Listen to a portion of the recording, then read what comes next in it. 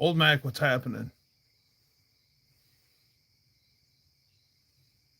How are things up north? Ma, what's happening? Welcome. What's going on, Dan the man? Nothing much.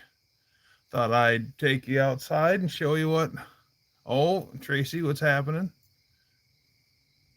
Working on the Dart. I've been working on Shop Truck. We'll talk about that in a little bit. Giggity goo. All right.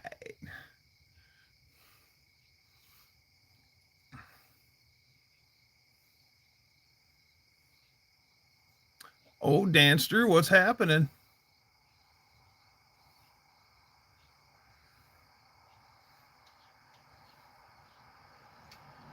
Oh, Terpsky Tom, what's happening, Terpsky Tom?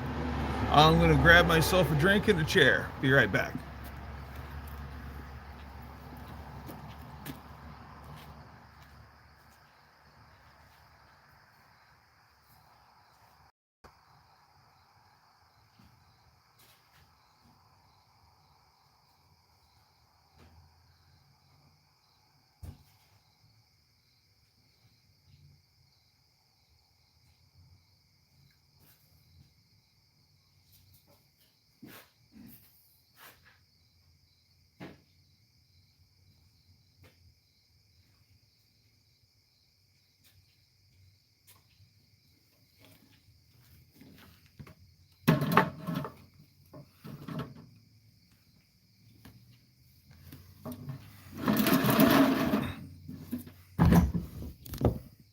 You're on my trash can.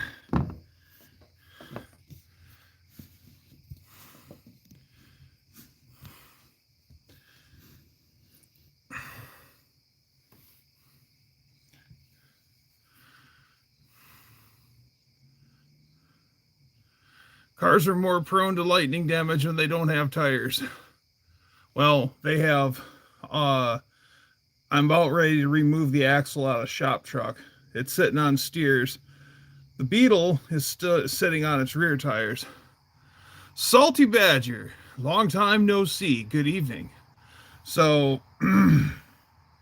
all I got to do is finish cutting the U-bolts out of that, and that axle's coming out, and then I got to go. Lars, what's happening? Well, Shop Truck isn't getting a butt lift. Shop Truck's getting a whole new axle swapped into her. Getting the 8 1/4 coming out and the 9 1/4 coming in. And the good news is that that's all new brake components on Shop Truck, and all of it's going, all of it can swap directly over to the new axle. So if it already has the 11-inch drums, the 11-inch backing plates, then I'm good. I can just start swapping everything over. Otherwise, I'm going to have to pull the axles out of both and swap the backing plates if I have to upgrade to the 11-inch drums. Those are 11.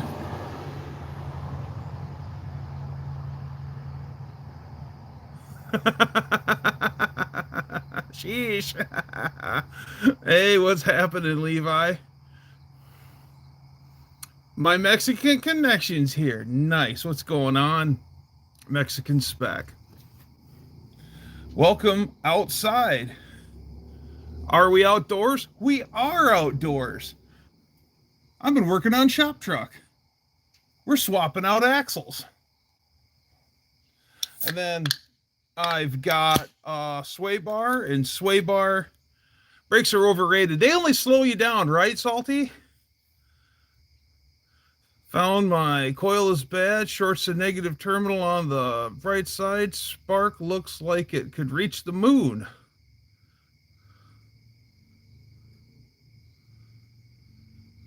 What is this stupid symbol? I don't know what that stupid symbol is. Hi, Red Bull. Good to see you. Cheers.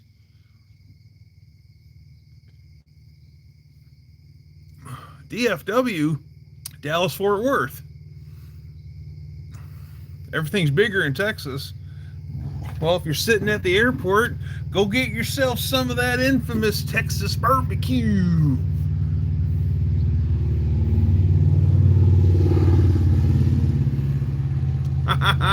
Cousin Magic Mike. That's right, a potato brother from another mother. Good to see you, Cousin Magic Mike.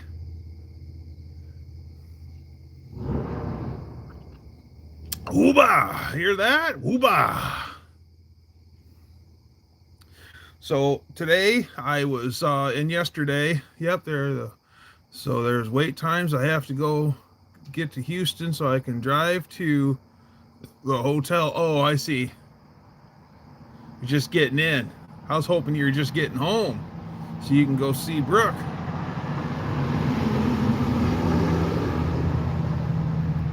Yesterday I got a sway bar for a early 90s, mid 90s Lincoln Town car. So I got the sway bar sanded down, primed yesterday, and I painted it earlier today. And then I also yesterday cleaned and primed, mass cleaned and primed the sway bar end links. I got brand new Moog sway bar end links from a 2009 Durango, and that's all right over here. So I'll show you that in a minute.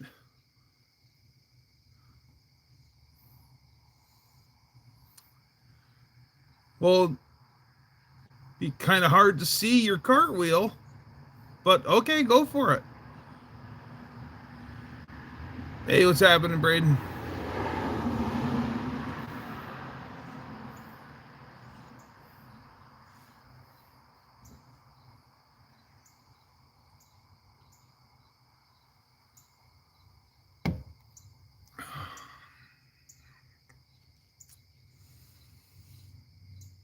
So I tried to pull the hardware out nicely. I've tried to take two of the fasteners out of one of the U-bolts on Shop Truck, and man, my impact didn't have enough chooch. Well, the problem is that it was tightly on the threads, and of course that stupid thing's that long, so each time my impact goes to town, you can watch the whole shaft wiggle. So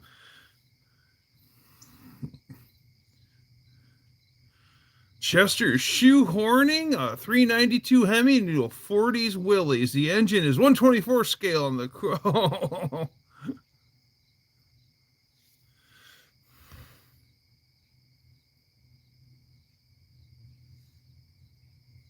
I'm back down for another week. I'd love to be home right now. We'll be testing Brooks S10 this upcoming weekend. Nice.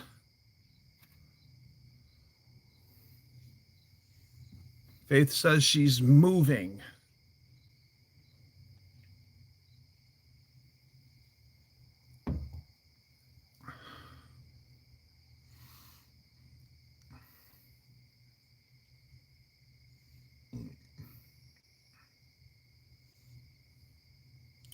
Do you have a daughter? I don't have any kids. Well, my daughter has 4 paws and fur.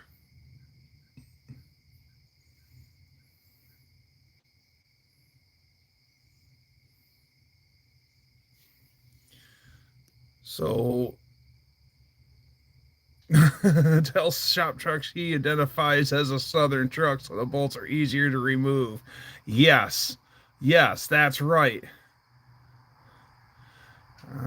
Old Mac says, I finally got the bulb sockets and the bulbs for the instrument cluster. Took 45 minutes for everything back in place. All external turn sigs and flashers work, but no instrument bulbs except the right. Son of a biscuit. Still waiting on my rotating assembly at the moment, so the Laguna will patiently wait its turn. So you have a furry daughter? Yes, I have a furry daughter. No, I don't like furries. Furries like dogs and cats, actual dogs and cats, not people who identify as dogs and cats. The bolts can't be tight if they're liquid. Yeah, I don't have the major flame wrench. I need to get myself a tank set. Don't think the NHRA would prove the notch I made for the oil filter and realize I may need to open the front of the hood for the blower belt. Yeah, blower belt. My baby girl is 25 and gave me 2 grandsons. Now that's awesome. Furry mold spores? Who wants to go race for John Force? I do. John Force is the man.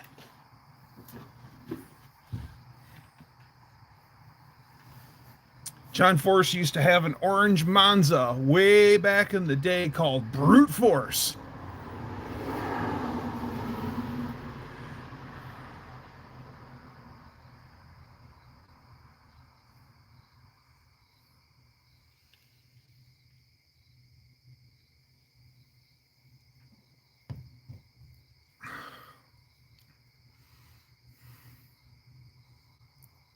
Yeah, he is definitely high strung. He's definitely high strung.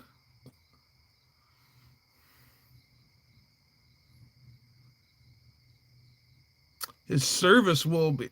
Oh.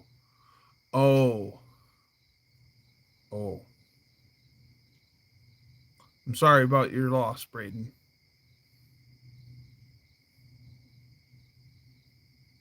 That sucks. That sucks bad.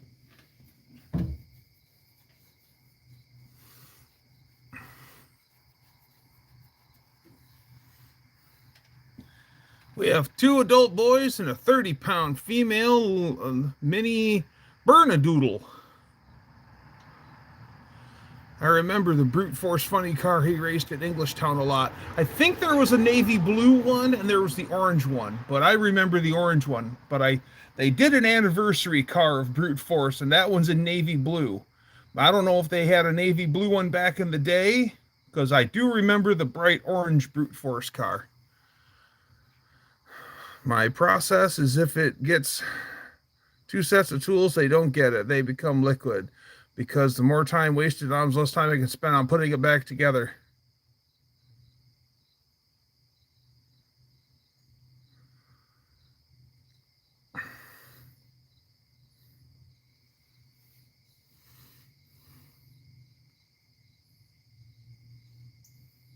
I have met John Force, but I prefer looking at Miss Mopar or Linda Vaughn. Well, there was a bunch of Miss Mopars. Because there was the whole Miss Mopar poster series of the 80s. I remember a guy who had all of them in his shop. He was also a Chrysler tech. I'll bet that's when Tom started. I'll bet Tom's got the Miss Mopar posters, and they had mugs too. They had Miss Mopar mugs.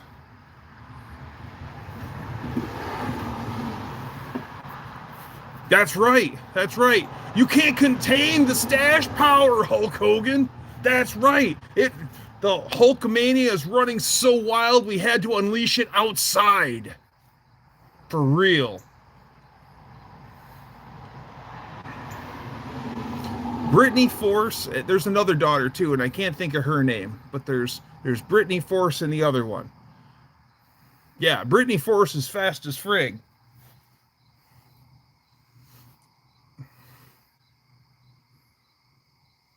Get myself the new Ram TRX. Only if you're paying for it, Hulkster. I'd love to have a TRX Ram. I was going to mention his daughters, but then I might get flamed out. Kevin Owens? Oh, the WWE. I don't follow WWE anymore.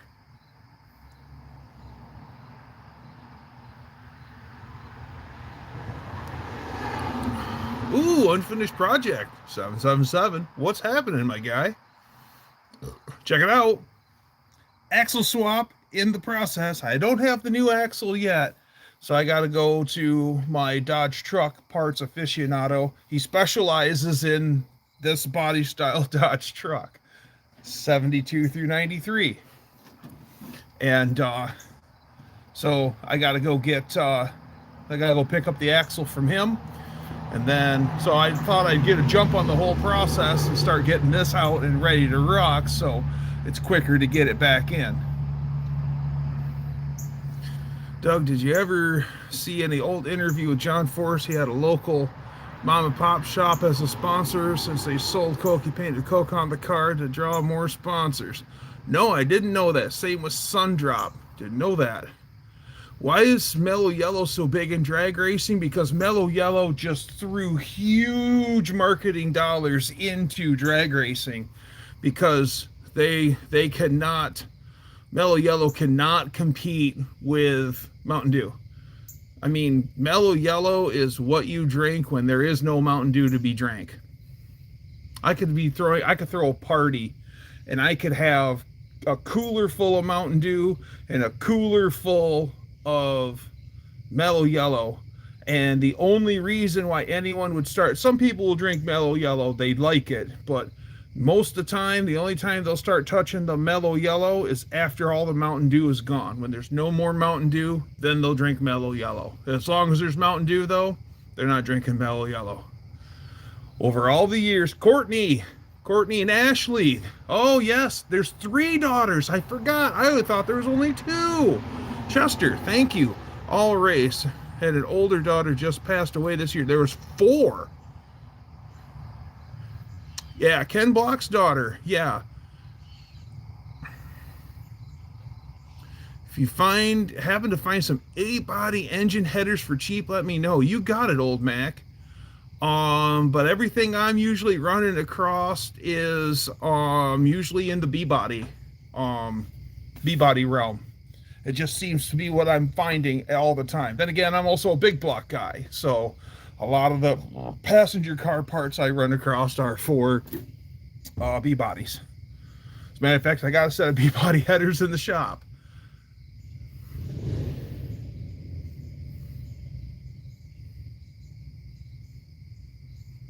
The can is the wrong color. The can's the right color. I run unleaded. You run premium, Todd.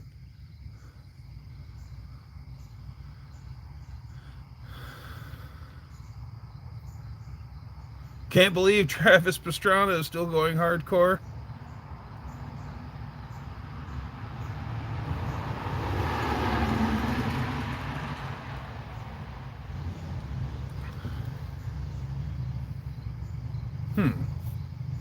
Oh, the neighbor took the bike out. I got a neighbor that lives behind me, and his driveway comes around the back side of my property. He'll be leaving right now. There he goes. Neighbor's out for a ride. Stand on, son.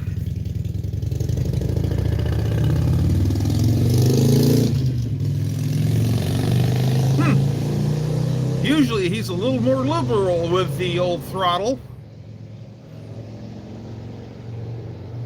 124th and 125th, I've done that. So is the engine 125th and the car's a 124th, so the engine's that 392 is gonna look huge.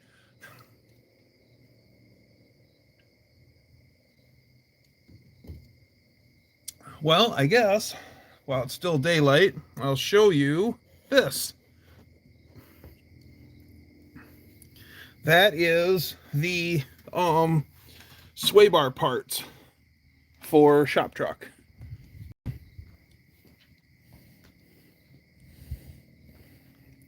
All nice, sanded down, painted black. Moog control arms. Oh, wait a minute. I can just flip you around. Pow! Look at that! That's way better, huh? Oh, that's Gilbert, our goose. He's wearing his Hawaiian shirt and his straw hat. Lady Dougster's awful proud of Gilbert. So, yeah, all painted up, ready to rip. Oh, they're dry now. Cool. And got them all masked off. Those are sway bar end links for a 09 Dodge Durango.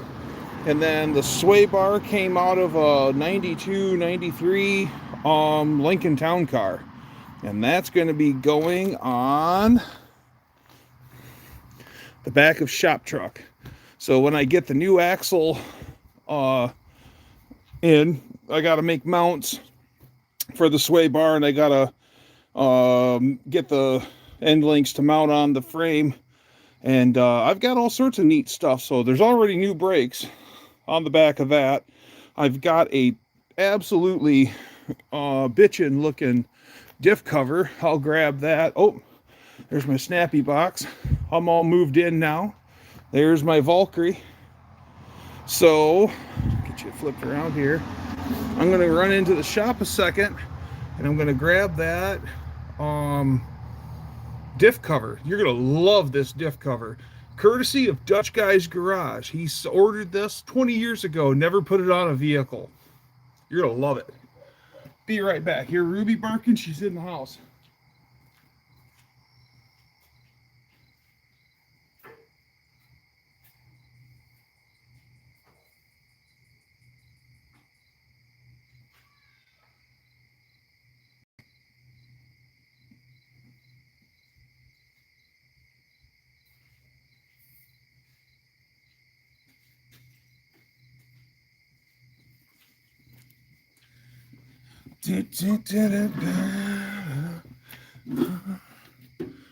Tracy, old man. Exactly 31 days left before No Name. Will Shop Truck be ready? Absolutely not. Who are you kidding? You're walking, not running. You'd be surprised how fast this fat guy can run, Chester. I'll tell you that right now. You should have seen the look on Vic's face on No Name 24. I knew one of the trivia questions and I took off running for the tower, and somebody answered it before me, and his eyes bugged out of his head like a cartoon character. He couldn't believe it that I was running. So I can run. Show us in depth. Look at Shop Truck and show us the motor and inside the cab and everything. I'll try to, Braden, but the signal gods may not be kind to us. So if something happens, it's because I'm on the edge of the signal. But there's no drive line at all in Shop Truck. The engine and transmission are in the shop. So I'll try. But first, this is my 9 1/4 diff cover. She's brand new. She's got Allen bolts for fill and drain plugs, and she's brand new. She's never been used. Dutch Guy's Garage sold this to me. He ordered it brand new over 20 years ago, and he never put it on anything. And he's like, I want it to go to someone who's going to use it. Yeah, it's really cool.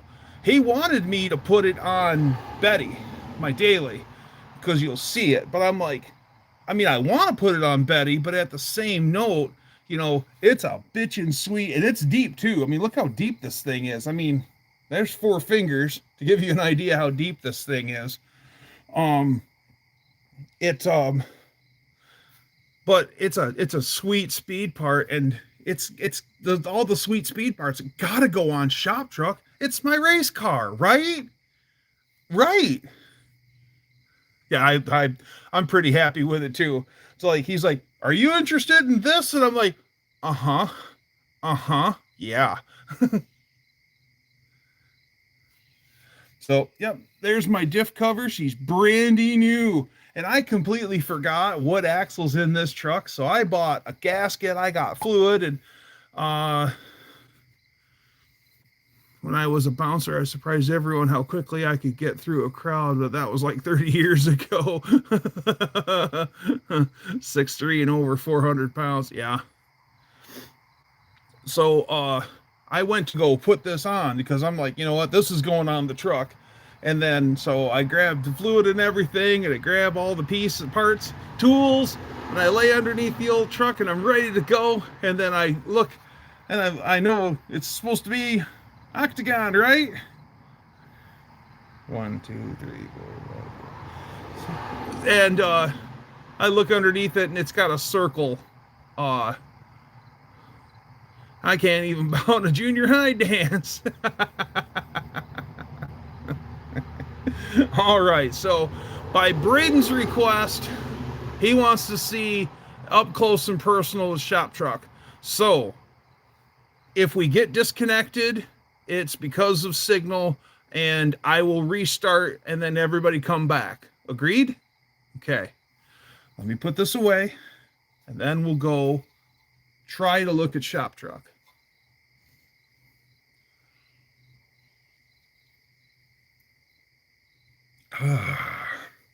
The pause that refreshes. Sounds good. Maybe.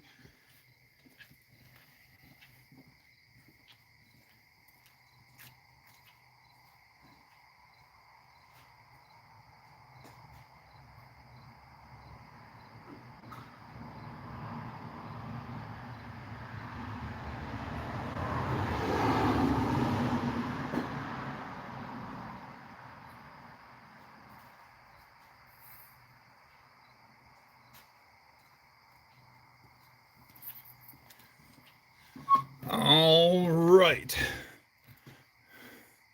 If we get disconnected, it's Braden's fault. This is absolutely a fact. Get you spun around. There's my shop. Gas price, 52 cents? 52 cents? Yeah, 52 cents. Don't you wish that was the case today? See what? Oh, shoot, we're good. I think we're good in the signal department. Ooh, we're lacking. All right, here's Shop Truck up close and personal. She does have a little rust in her, but this is, I got as good of parts as I could get for Michigan, as rust-free as possible. But I've got the box repair pieces for that. And then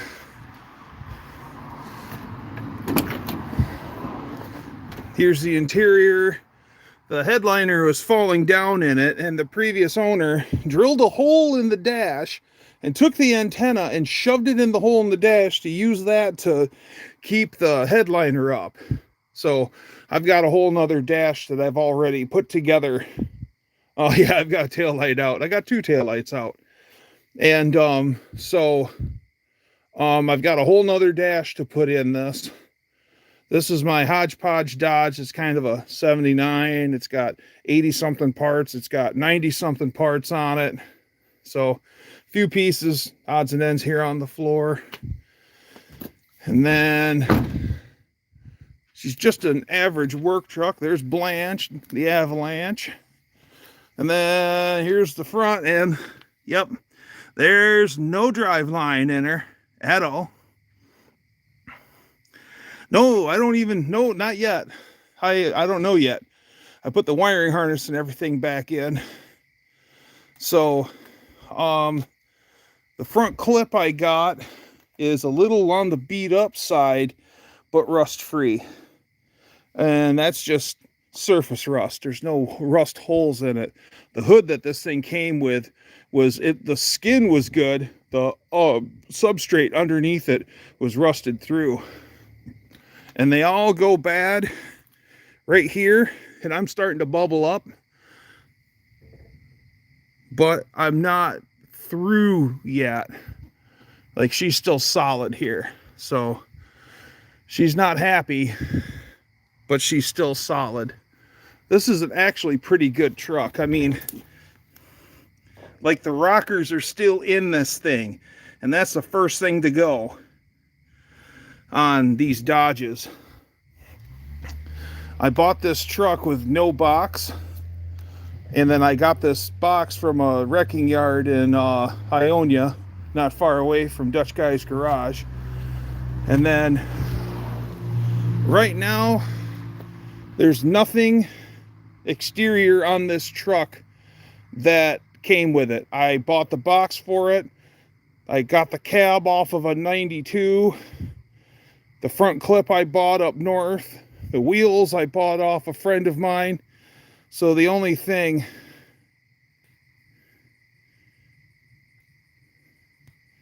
maybe, Dan. That's one of the reasons why I'm here on the asphalt, is to keep the critters out. And then the only thing that's original to this truck that when I got it is its chassis. It's a 79 chassis. So I've got the 5 on 4.5. It's supposed to, with a 92, it's supposed to have the 5 on 5.5. But yep, that's Shop Truck. She's okay for what she is. I got a whole bunch of welding to do and paint work to do.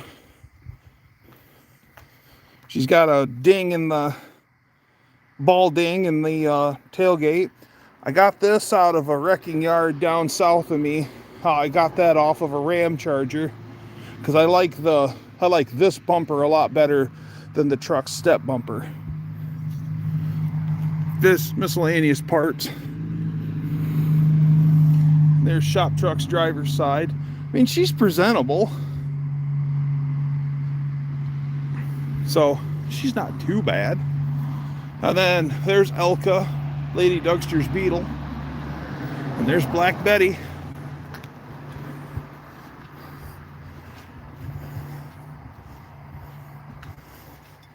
And we're back to the trash can. So we made it! Yay!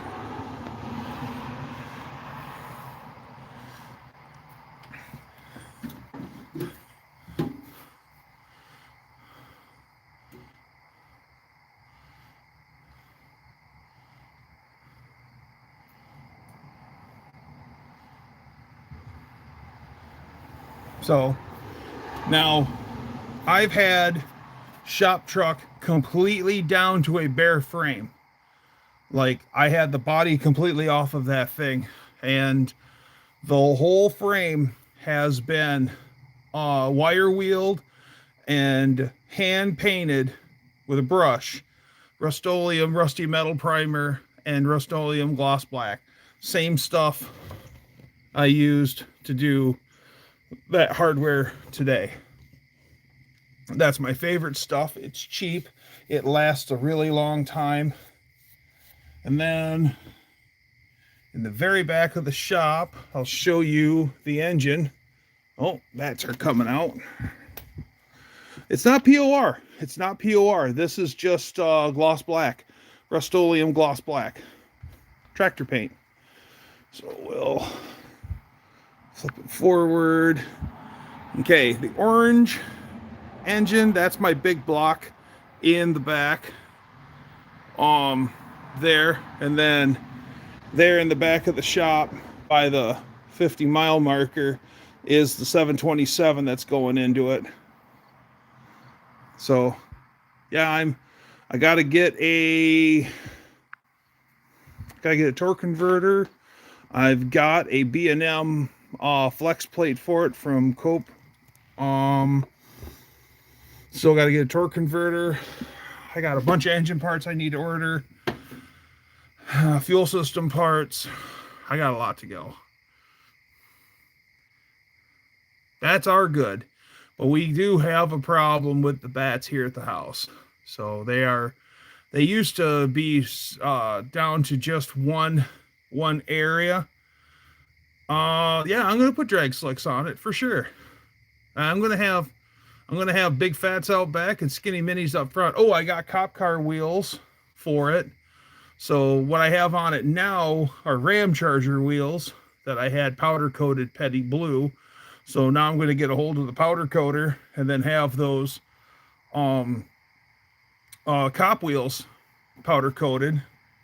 And the ones that are on it now, they're like 5 1/4 wide fronts and 6 1/2 in the back. And then I'll be going to 7-inch wides all the way around. Yeah, I'm going to run drag slicks, of course.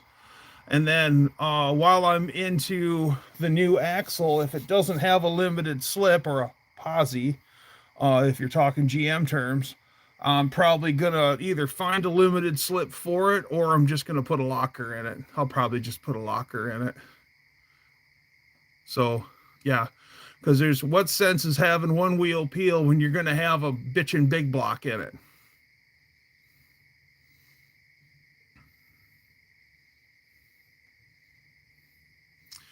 What converter speed am I going to run? I was going to run a 3500 stall with the old cam specs that I wanted, but Whiplash or Hughes is no longer making cams anymore. So that kind of puts a damper on my whole deal. So I'm looking at a cam from Comp Cams, which works out well because with my No Name membership, I'm getting that discount through Edelbrock Group. So I can order a Comp Cam. So there's a certain cam that I can order through Comp. And oh, drive shaft loop. I don't have one yet, but I will. I will for sure run a drive shaft loop. That just makes sense. Um, but so I need to get the cam card, or at least get the cam specs for that cam, and run it past old Cope. He can look at cam specs and tell you what converter I need. Maybe it'll still be at 3500. I don't know, but I want to make sure to get the right cam, because your cam and your torque converter are hand in hand. So I want to make sure.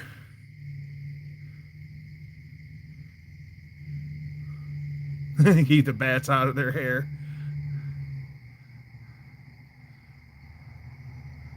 You've got a spare? Oh, wow. Thanks, Ma. I appreciate that. That'd be wonderful.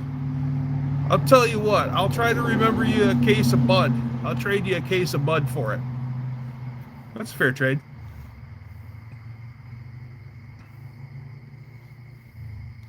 Yeah, drive shaft loop would be good, because I don't want to break a U-joint and have a drive shaft attack my truck, or even worse, pole vault me or something like that. I've seen all sorts of weird stuff happen breaking drive shafts.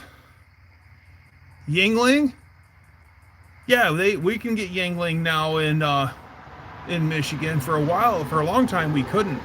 The only way Yingling was weird. If you get the right specialty liquor store, you could get Yingling, but like most every store, you couldn't get Yinglings. Now you can.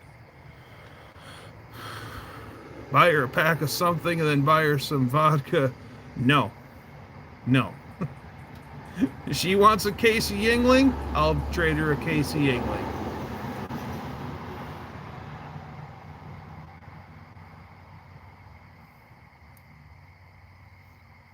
Okay. I'm going to take care of my empty, and I'm going to grab myself a cold pop. Be right back.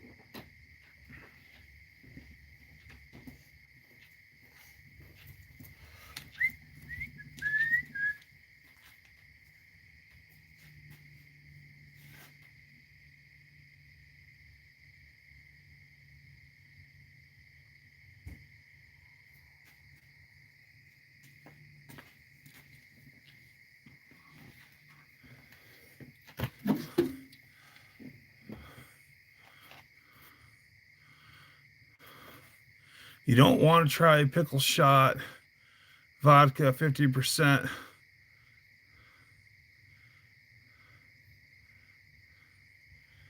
Just a bottle of Dom Perignon? I don't think so. No. Yeah, just a bottle of Dom Perignon. Okay.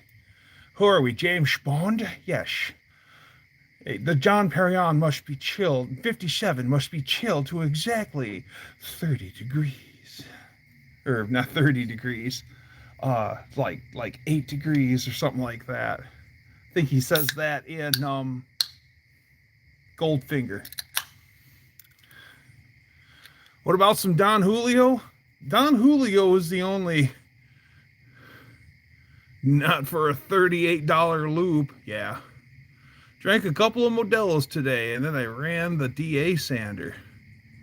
Any Everclear stories? No, I was smart enough not to drink the Everclear in mass quantities. I was the 1 or 2 sips. I watched everybody else get all frickin' wasted on Everclear and high chooch moonshine.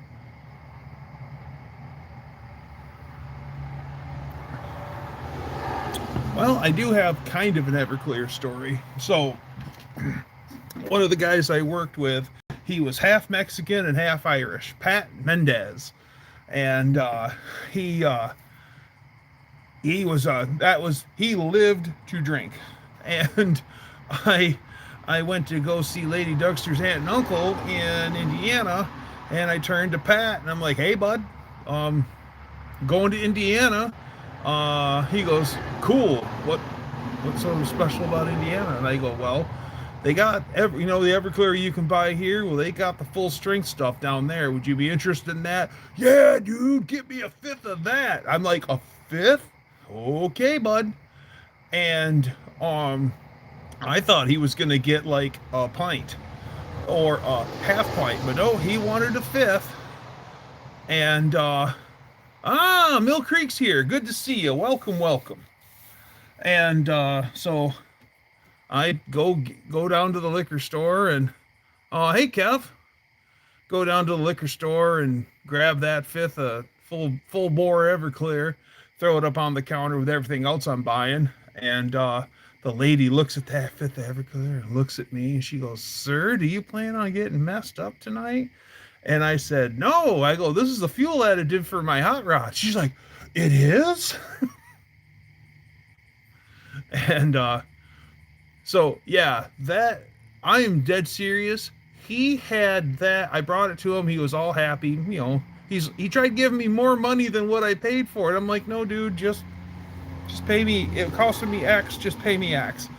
"No, I appreciate you, man. Here." I'm like, no. Just pay me whatever. And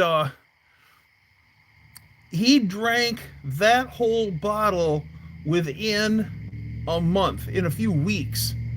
He's like, "Man, this stuff's potent, man. I already drank a third of it." I'm like, "You drank a third of it? Holy crap." "Yeah, I was drinking beer and this and that and this and that and that, and I was drinking that too." I'm like, "And you're still alive? Holy wow."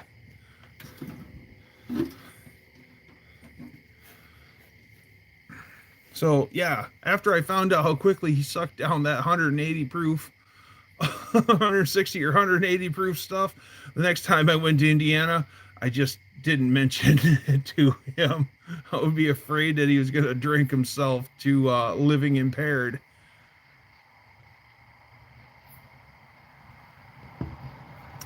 So the reason why we're outside is I gave everyone an update on Shop Truck. Yep, that's Shop Truck, my short box D150.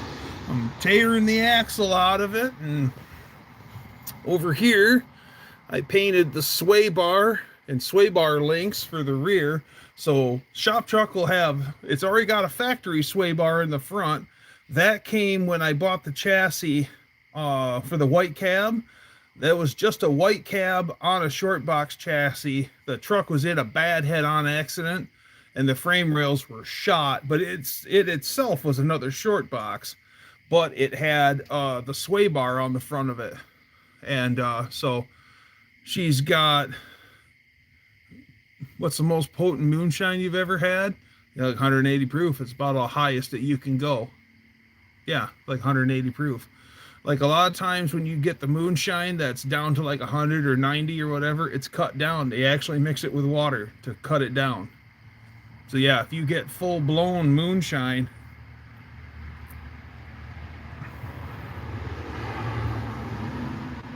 oh, the dark, it's lighter. It looks lighter on camera than it really is. I will say that it's getting dark. I'm about ready to I'm going to start putting stuff away and close up the shop, and we'll head into the office.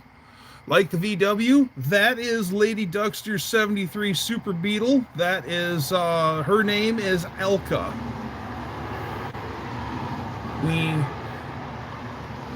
Dougsteraceous. We named Elka after a Lady Elka, a nice German lady we used to know. She passed on, and it was because we were like, "What do we name?" She needs a name, and we talked about German ladies' names, and I said, "What about our friend Elka?" And she goes, "Perfect, yeah, we'll name her Elka." And then no more than we slapped that name on, Elka, the real Elka, got sick and passed on, and that was really sad. So it's in honor of Elka. Yeah, we're on our way. As a matter of fact, want to get a live sunset? Let's do it.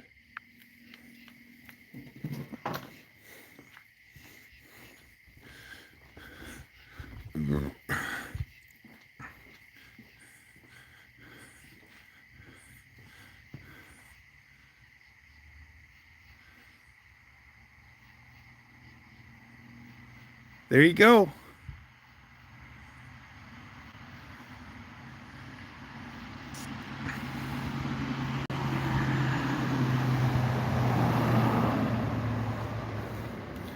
And there's the moon. Yeah, it is real pretty. Okay. So, as you can see, it's getting pretty dark out. So we're going to start closing up the shop, and then get everything put away and closed up, and then we're going to move into the Wolverine office. So give me a minute.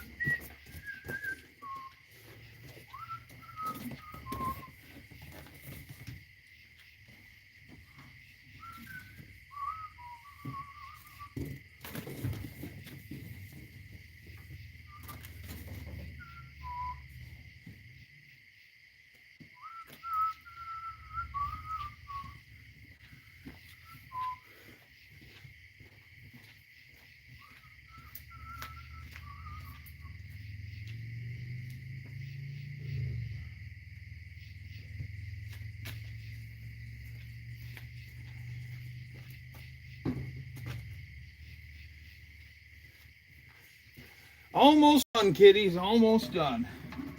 Got to put away my chair, close the garage door, lock up the shop, and I'll be right back.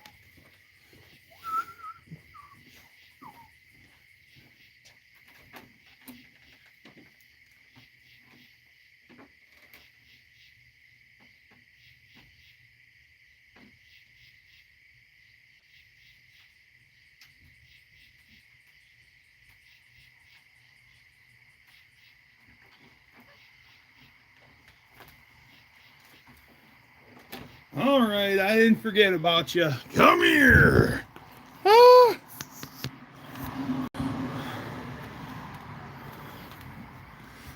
All right, let's go inside, shall we? Ooh, it's Dumpster After Dark.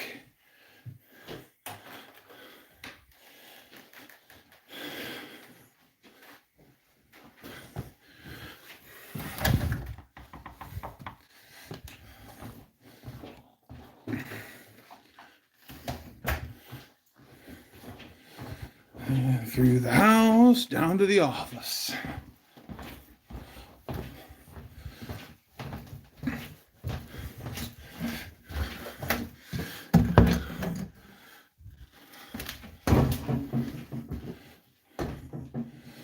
All right. Oh, wait. Gift from my friend Ted. Cooper Tires. That is a tire display that sits with the legs out, so you have it on the curb and the tire sits right there above it.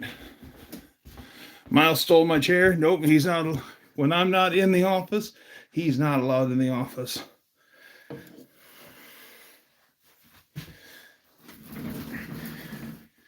All right. We're here in the Wolverine office. Speak of the devil. There's Miles.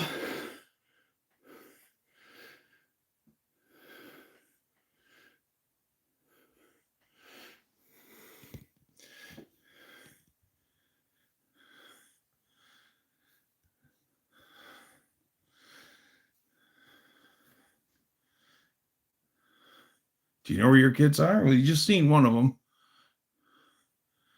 Where's Ruby? She's here in the house. Ruby, come here, honey. Ruby.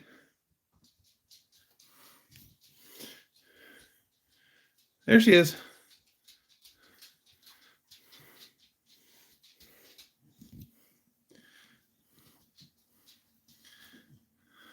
Yep. So there's all my kids.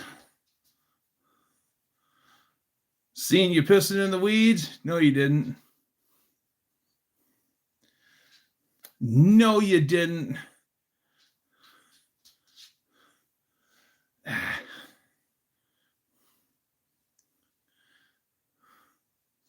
Well, yeah.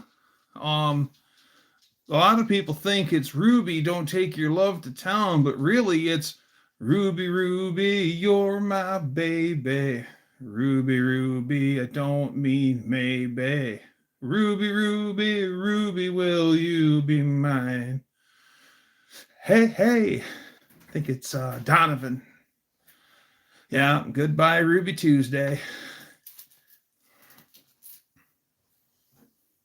Like the old Rolling Stone song. Not to be confused with the restaurant.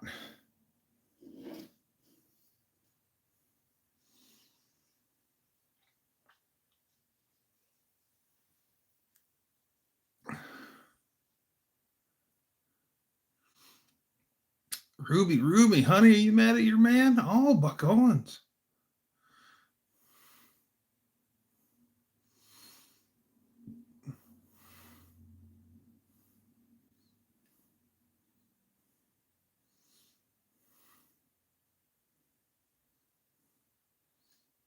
Billy Willie, the sewer rat.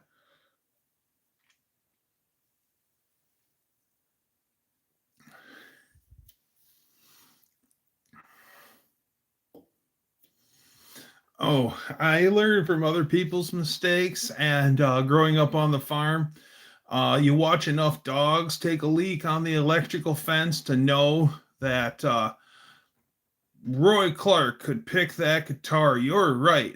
Now it's no longer this way anymore, but the old Gibson guitar plant was in Kalamazoo, Michigan, and it switched over from Gibson guitars to Heritage guitars. And when it was Heritage guitars, a friend of mine worked at Heritage Guitars, and one day all they knew was they're going to have a special guest in. They wanted everything spick and span and looking good, and everyone, on their best behavior because someone special was coming in. Well, it ended up being Roy Clark. and Roy Clark was getting picked up by the Heritage brand. And so that was who was coming through. And my friend got to meet Roy Clark. And he said, what a wonderful guy. Just a wonderful guy. There's a neat thing you should look up on YouTube here. It's Roy Clark and Glenn Campbell together. And they have one guitar, and Roy Clark is playing 3 strings, and then Glenn Campbell's playing 3 strings, and Glenn Campbell has to reach around, stand in behind Roy Clark and reach around, and then they play this awesome tune with 4 hands on one guitar, each play 3 strings. It was neat. It was neat. And they're just sawing on that thing. Which brand was made in Wisconsin? Wasn't that Les Paul? No, I think that was a Gibson. No. Roy was doing the fingerboard, and he played the standard spots, and so did Glenn Campbell. Does anybody know how to play the dueling banjos on the banjo? No. I am not musically inclined.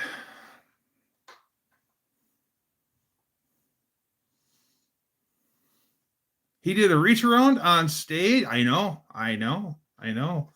And what's even weirder yet is the crowd loved it and applauded it. Martin is Nazareth, Pennsylvania. Oh, excuse me. Ladies and gentlemen, you want to see a beautiful guitar? Brother Kevin showed me pictures of his father's Martin guitar that he restored with like 66 coats of clear on it. The thing's just absolutely immaculate, and it's made of mahogany. I am very impressed. I'm sure the crowd is really into it, Dougster. Giggity. All right. Yeah, Kev's Mean Street Mopar's here? What's happened to Mean Street Mopar? Yeah, that guitar is nice. It's beautiful.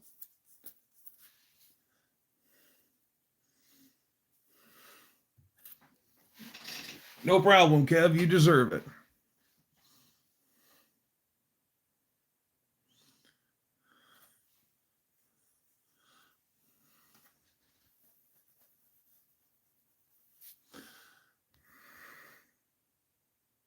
She was quite the project. Well, yeah, with 66 coats and a sand between every 3 coats, I'm surprised that you couldn't comb your hair in that finish when you're done.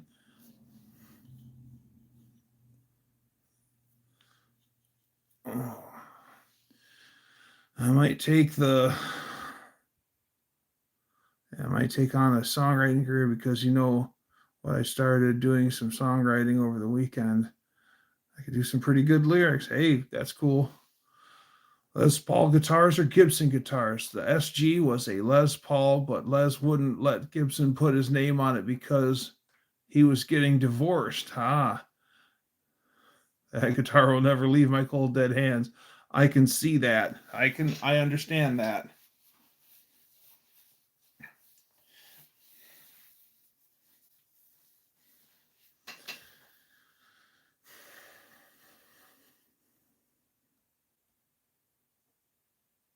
Yeah, the Gibson plant is actually in Kalamazoo is actually pretty cool. For the longest time, the smokestack out front, if you walked up and looked at it, you could still read Gibson down the smokestack. I don't know if you can anymore. I know how to play the piano. Interesting. She was in Splinters. Holy crap.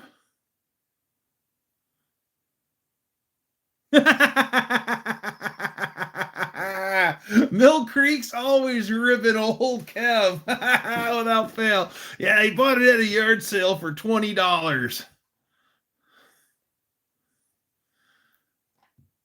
Well, you know, it's never too late to start playing the old guitar. You got a heck of a guitar to learn on.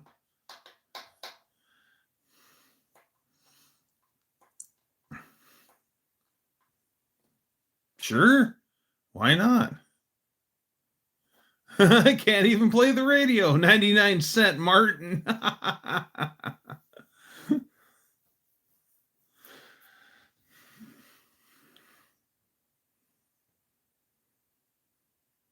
Well, seeing that this is your first time here, oh, we're inside now. Just got on my phone. Nice.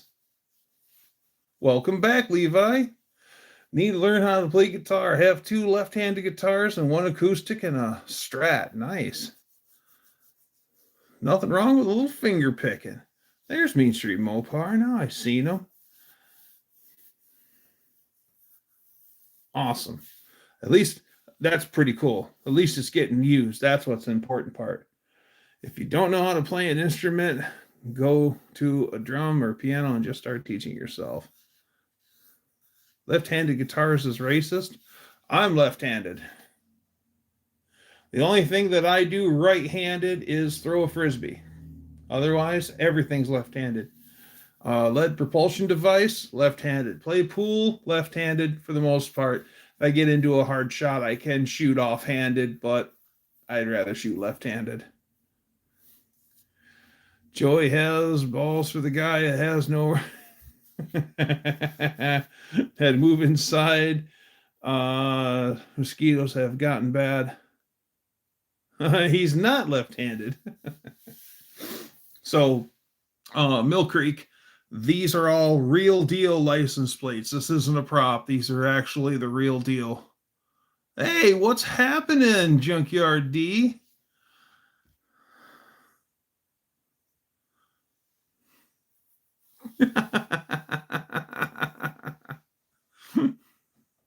Joey only has one right to hit me with. And not too long ago, I picked up, starting with porcelain license plates, 1910 all the way through. The red on the white is 1914, so 1910 to 1914. And then from 1915 all the way through the 20s here over my shoulder. And then I also picked up a 4-digit 1910 a few weeks ago. So I got to move a few plates, and I'm going to put this one up there above the other 1910. I looked at a pair of 1913s today. The guy wanted $500 for them. It's a little more than I was willing to spend. However, and so they're green on whites, and they were 5 digits, but it was a matched pair, and they were real. The porcelain was really good on them. So, I mean, they're worth the money, but still. Braden, I appreciate that, but I'd rather hear that from the ladies, not you. Appreciate it, though.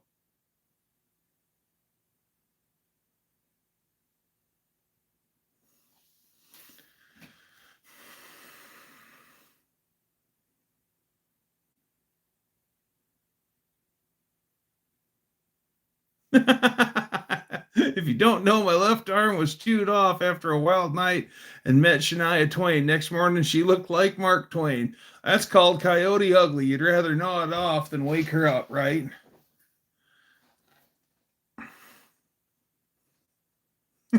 One arm Joey is a professional archer. Hey, have you ever seen those ladies and gentlemen that do like the handstand? They have a bow and arrow with their feet, and they do a handstand, and then they shoot targets with their feet with a bow and arrow, a recurve bow and arrow, mind you, not. It's like insane. That's pretty cool. Mean Street Mopar says, it used to be ambidextrous when I was in elementary school. They made me pick a hand and stick with it, even in writing, so I went with the right hand. Joey is not that good of an archer as that girl that stands on her hands and shoots with her feet. I was just talking about that. Actually, I'm on a national archery. I am a national archery champion with one arm. Oh, you really are one-armed. Oh. So Mill Creek is our one-armed bandit. Going to finish pulling the trans out of the van, listening in. Ooh, thrash on, Junkyard D, thrash on. So what's happening, everyone?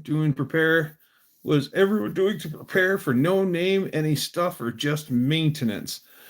I need to start looking Betty over for maintenance, and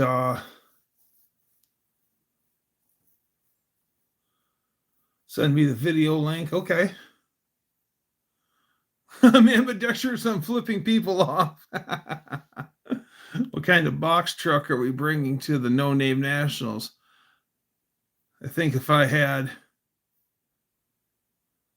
like race a box truck, those box trucks are way more expensive than you think they are, Braden. They're way more expensive than you think they are. And if you do bring one, be sure to cover up everything on the vehicle that denotes its brand before it hits the track.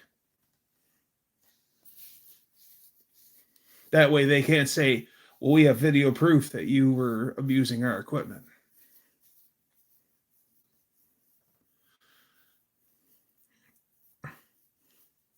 It's not their face. You're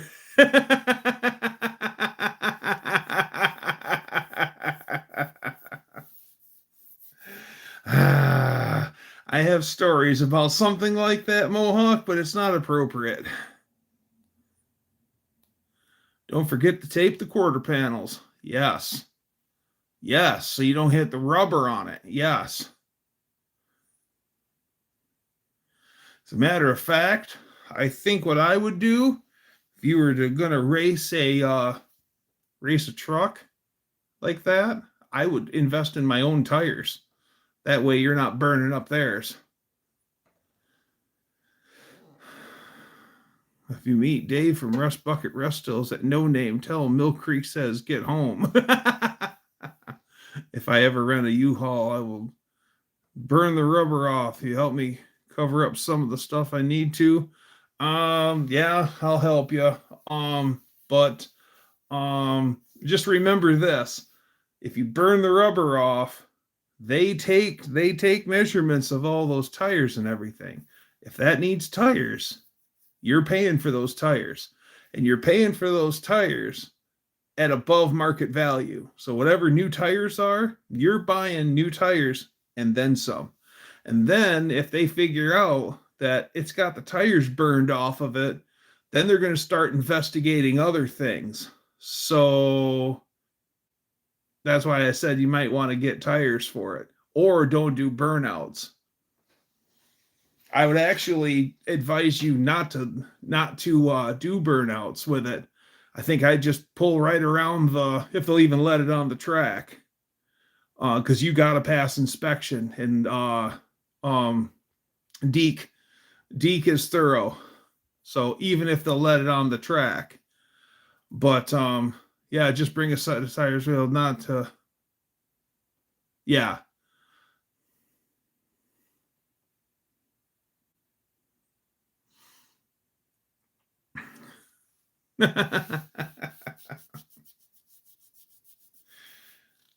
Yeah. Years ago, a friend of mine, he's now retired, but he was a salesman, and he traveled all over these United States on business. And usually the companies that he worked for, they would get him the cheapest rental car, period. Or buy a cheap box truck. Nothing's cheap anymore. That's the scary thing. Is nothing's cheap anymore. Even stuff that's cheap is still expensive. Oh yeah, that big old tuna boat. Well, it came with a big enough engine.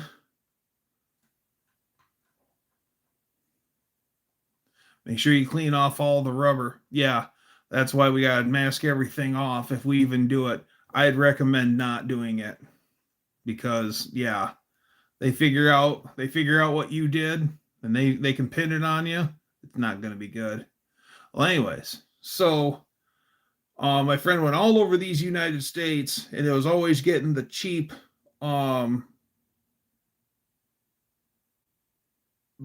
rental car. Well, every so often, the rental car will company wouldn't have the economy car, and they'd give them a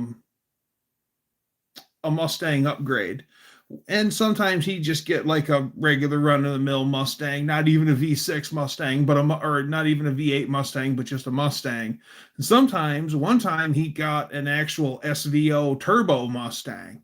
He's like, that was awesome. He goes, especially when you're used to these anemic economy cars, and now you've got a SVO Mustang, a turbo Mustang. Oh yeah.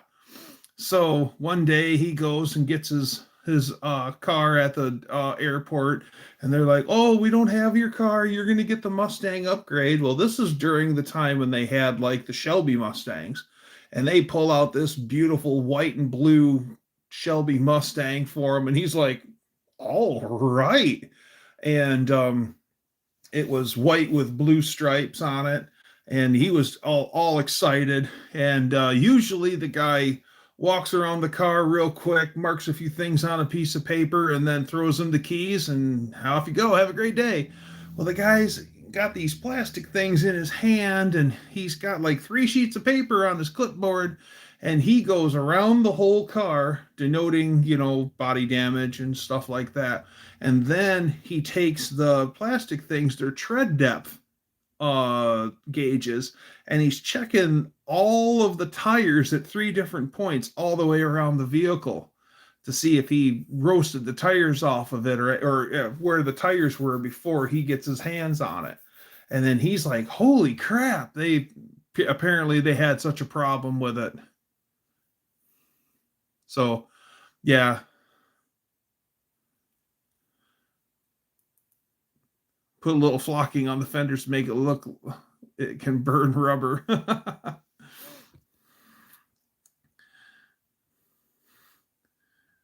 I think there will be a normal point where it's normal to finance groceries. I'll tell you this right now. If you're financing something, when you're writing the check out for it, you better be able to look at it.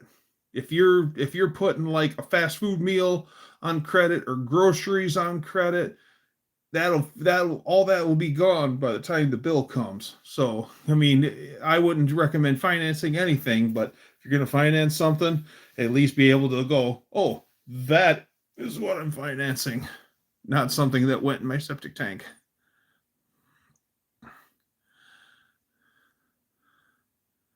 Darn thing's still not running? What is it? Dutch, is it the pump? I showed everyone hey D-Man. Hey, Dutch, I showed everyone that diff cover that you sold me. Everyone likes it. I own about 10 Cudas, some GTXs, several 64 Dodges, generally a couple of Porsches, a Malibu, several Corvettes, T-Birds, except they're all 1/25th scale. Oh, okay. I figured as much. I will sell cucumbers on credit. Joey's building a cool tribute to our late friend Terry Thacker, R.I.P. Senior. The buy now, pay later option has started getting huge in the general population. Yeah, that stupid what's the name of that?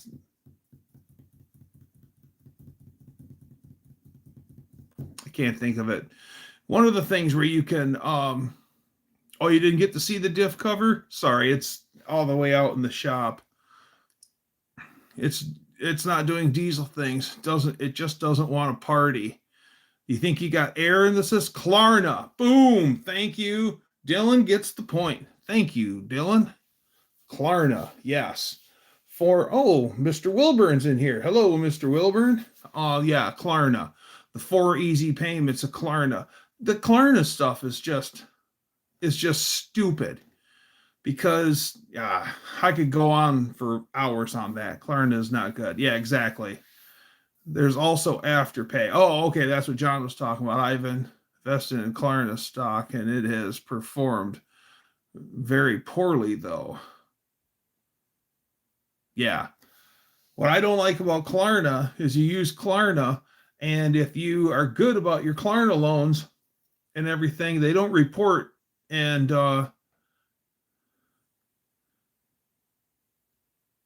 that's cost $15. I know. Well, the thing is the loop is they figured out that people will buy more stuff because nobody likes the $500. We'll say $400. Okay. Nobody likes looking at the $400 bill. But if it's 4 easy payments of $100 each, then they're like, oh, that's way more obtainable. And then they'll spend $1,000. So they now have 4 payments of $250. And it's just, but that stuff doesn't report. If you're good on your Klarna loans and you pay them on time and everything, you don't get any credit boost.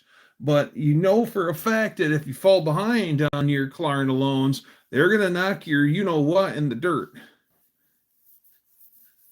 No air in the system, all bled out, timing's on, valve lash is on, compression is to spec. Is the shutoff valve not because the kill switch the solenoid will run into the pump? Is that cycling like it's supposed to? I mean, it should fire. No air in the system, all bled out. Timing's on, valve lash is on, compression is to spec.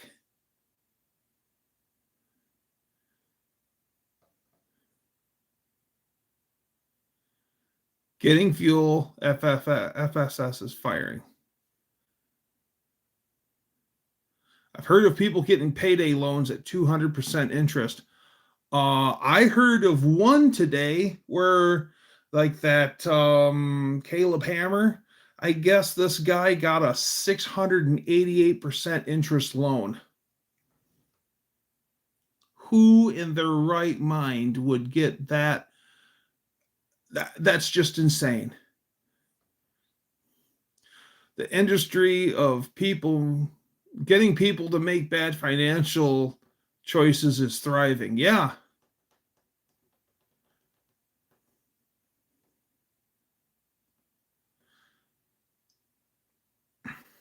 Get debt free. Absolutely. Absolutely. Screw the credit score. That's right. Pay cash for your stuff. You know, I'm almost 50. Never had a credit card. I never will have a credit card. I save up my money and I pay cash for my stuff. All of Shop Truck, 100% is cash money funded. Brad, what's happening?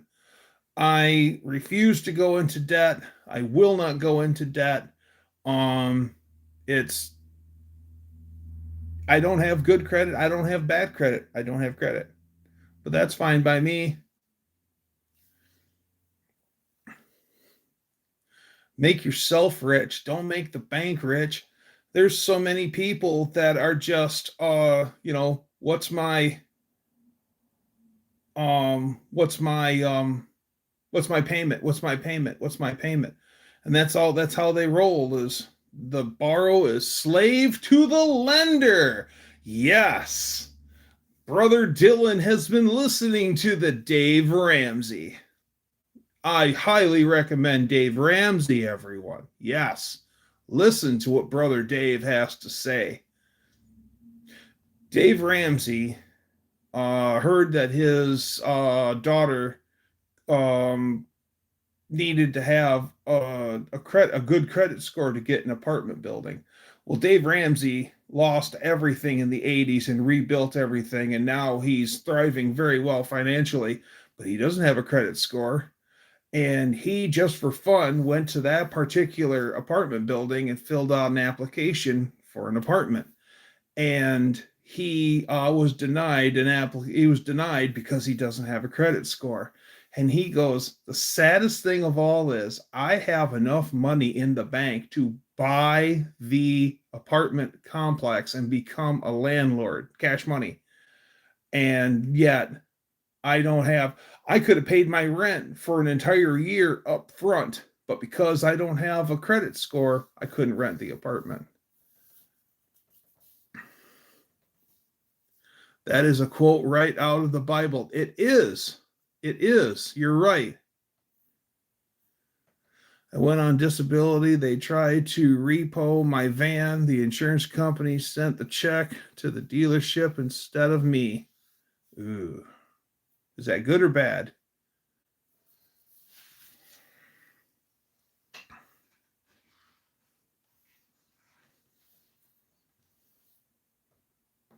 Yeah, that's right. It is a quote out of the Bible.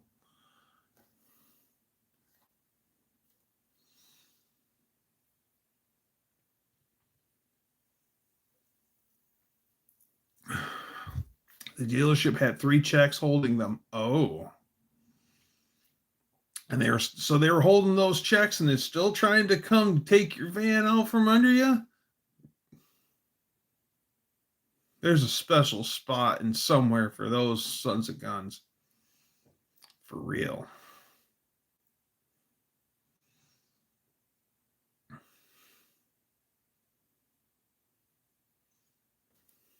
Crap. The guy I know, he's a young buck. He bought a Jeep and the dealership soaked him for like $3,200 for an extended warranty. And then guess what? It don't pay for squat. So basically, he gave him $3,200 for nothing. The credit score is the lowest value item sold at the high price to its consumer. 40% of that score is about having debt, not how financially stable you are. Yes, they will spoon feed you until you barf. Yes, their goal is the more money that you have out, the happier they are. Yeah, exactly. Not how financially stable you are. Well, that's well put, Levi.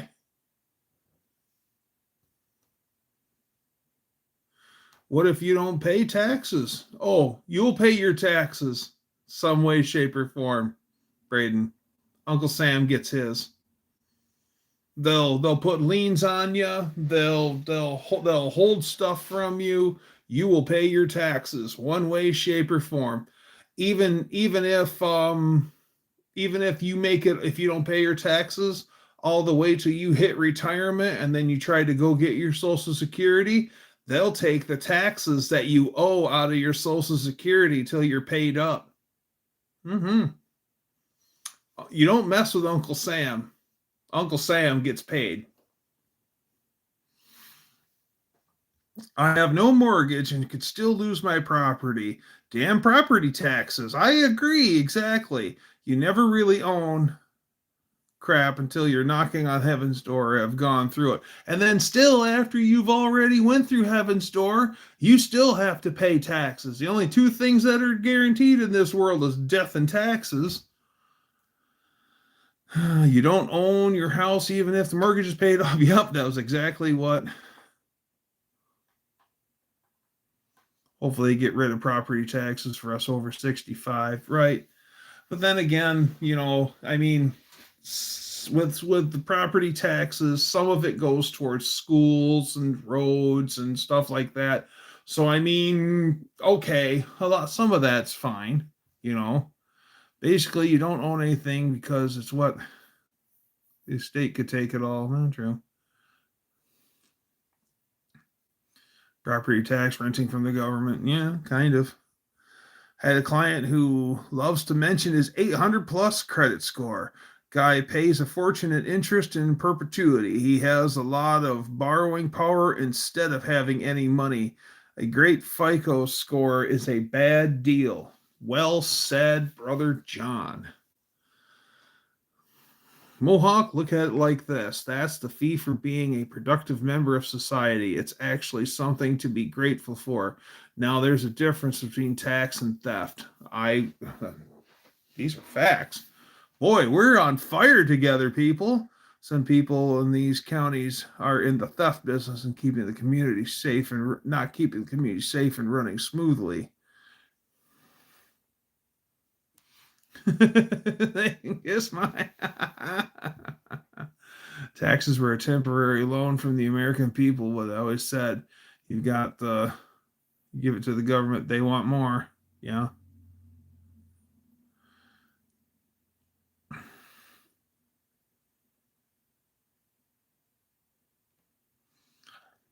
I don't know what Bible quote. Oh, the borrower is slave to the lender. That's the Bible quote. What countries have the most crime in our states? Countries or counties?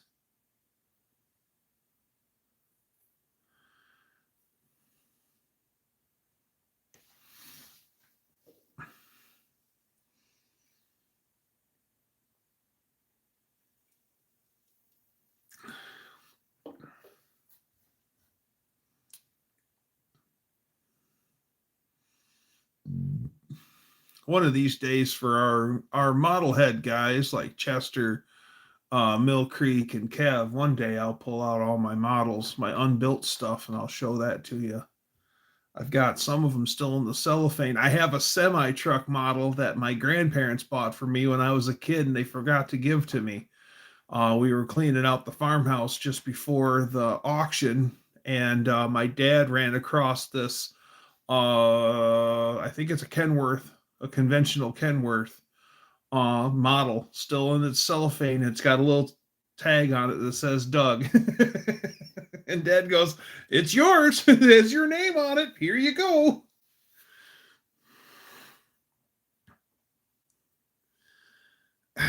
Braden, let's not touch on that, shall we?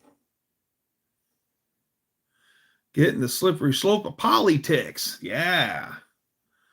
I think tax predicts predates what you are talking about. I think it was in the early 1900s. Any good jokes lately? I heard one the other day and I can't remember it. Taxation is so much like the guys on The Sopranos going around picking up everyone envelopes from people and the businesses they shake down. It's literally no different. Yeah, basically, you're paying them for protection. Who are they protecting you from? Themselves. Moving on, KW? No, it's not the moving on KW. It's a red Kenworth. It's like an 80s Kenworth. I wish it was the moving on Kenworth with Pruitt on the door.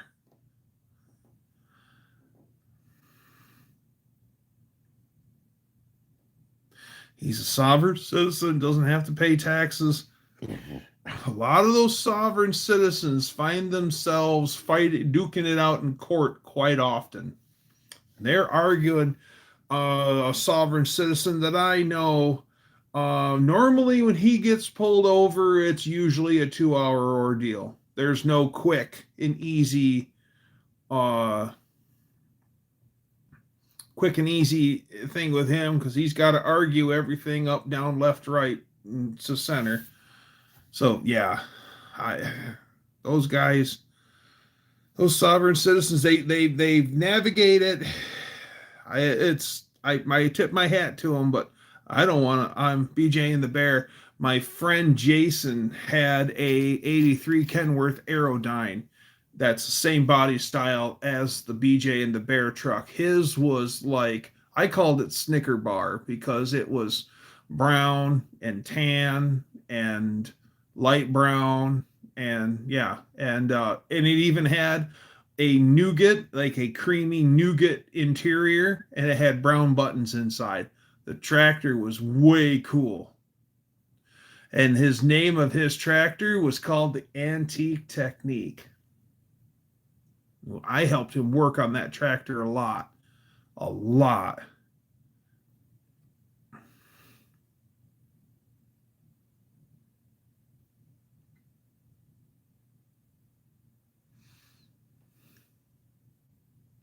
What do y'all get when they breed a KW with a test tube? No Peterbilt.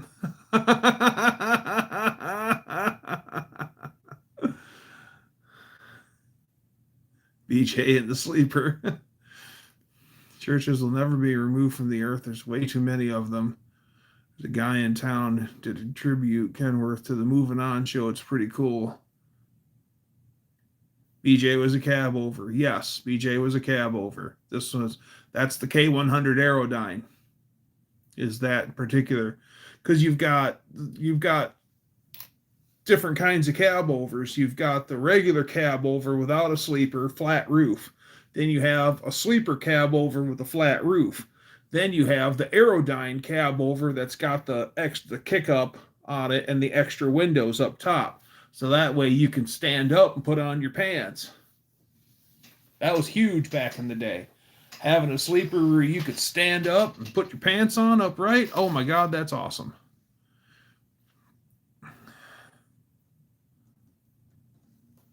Believers are the church, not the physical building. That's right. You don't need a church to talk to the big guy. You can talk to the big guy anytime.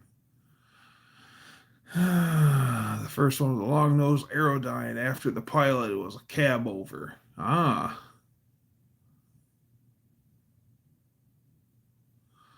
There are specks of gold and sand at Home Depot. Seriously, he is correct. So you could filter through sand. You could literally buy bags of sand and pan for gold. Is it going to be worth your time? Maybe, maybe not. But you would have a boatload of sand.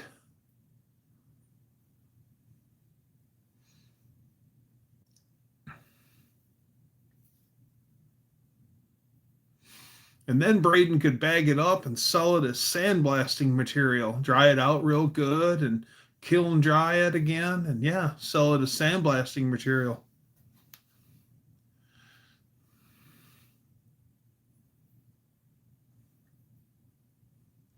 Roadway had the arrow wing on the roof. Too cheap to get real semis. Yeah. Yeah, Roadway cut every corner they could. Well, you know, it's really funny though. Gold is like $4,000 an ounce. The same sand they use in ashtrays. Yeah. Every so often I'll run across one of those ashtrays like they would have outside of a garage. The big one. You know, they're 14 inches around. Pocket sand. Sha-sha. That sounds like Rusty Shackelford if I ever heard it, Lars.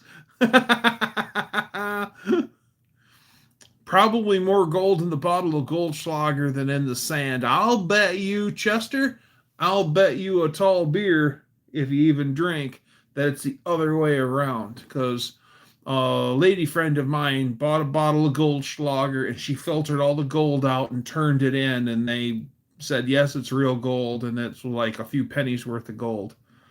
It's more like gold foil.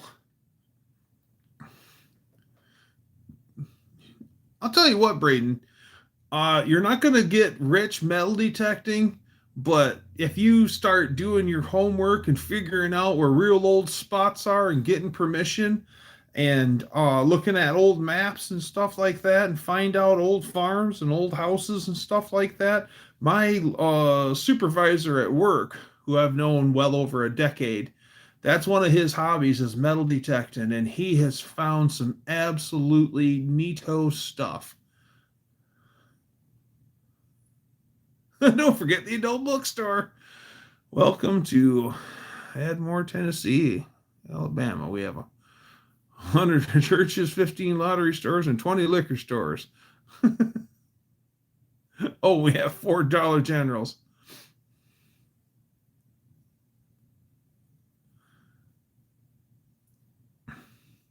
Kentucky is famous for metal detecting. Welcome to the adult party store. Yeah, my coworker or my boss, he actually, the town that he grew up in, they went through and they've been redoing the streets for quite some time in his town, and his town is old as frig. And whenever they go through and finally tear all the street back, he'll on the weekends when they're not working, he'll quick run through and do a bunch of metal detecting, and he's found all sorts of neat stuff. He'll he constantly, that lucky son of a gun went metal detecting and he found an eagle penny, which if you're up on your pennies, eagle pennies predate the wheatback penny, like 1850s or something like that. And that lucky son of a gun had an eagle penny. He's all proud of himself. He's like, "Hey Dougie, check this out." And I open it up and I'm like, I always say thanks because he always gets some cool coins and I like coins. Someday I'll bring out my coin collection. I'll show that to you. But I'm like, thanks, and he goes, "Oh no." He always says the same thing. But yeah, it's Simsonia. 19 different quick trip gas stations in Marathon County. You have 19 quick trip. The beach is the best for metal detectors. Yes. Up north there is a I think it's going on real soon. It's towards the end of August, beginning of September. It's called Hot Boat, and it's up by Hardy Dam, and it's Hot Boat weekend, and it's just everyone on boats everywhere. You know, scantily clad ladies, alcohol, you know, the whole shebang. And my boss has gone up and metal detected all over the place where everyone's been all moored up for the weekend partying, and he's found necklaces, he's found like nice stuff, diamond rings, gold rings, silver chains. Yes, he's found nice stuff. And then he's actually good enough, he'll pay attention, and if anyone puts out like a Facebook posting or anything, if they were in this area and they found a, you know, and they come right out and say, if you find a fill in the blank, you know, get in touch. He'll get you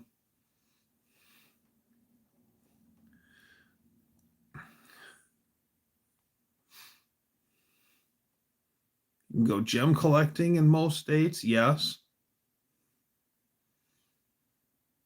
In like Kentucky and stuff, you're allowed to go out and go herb hunting and stuff like that, like go for ginseng and stuff like that. And there's a market for that.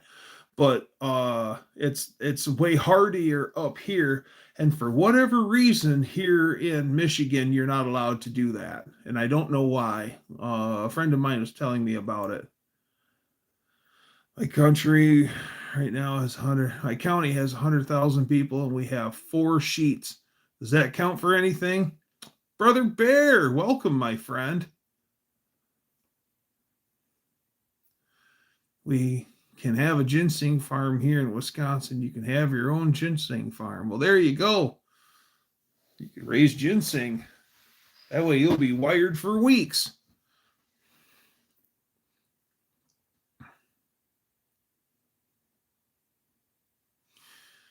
Well, the wind farms, I think, are a joke because at today's age, you can't assume it's an earring. Best to wear gloves, folks.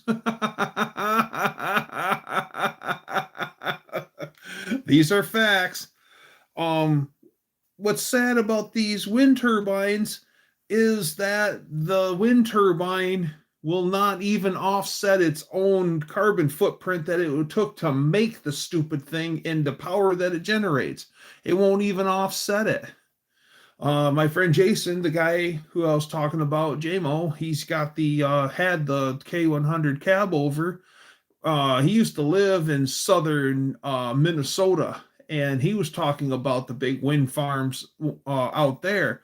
And he goes, there's these huge fields full of, that they've had them there since the 80s, I guess, of these wind turbines. And he goes, that's where they all go party, is all this area of nothing but those wind turbines. They're just blocks of this maze. All it is service lanes to service those things. So all the kids would go there and goof off and party. And he was talking about how those things, a lot of them would be in such bad repair, and they would just not tear them down and fix them. They just fill them full of oil. And he's like, the oil is running down the entire shaft. And now you get an idea how high those things are up. And the oil leak is so bad, it's dripping all the way down to the ground. The whole pole is covered from oil from the actual drive unit all the way down to the ground. And all the maintenance guys do is go there with drums of oil and pump more oil up into it, make sure she's full of oil so she'll still make power. And it's like, really? He goes, yeah. He goes, it's nasty.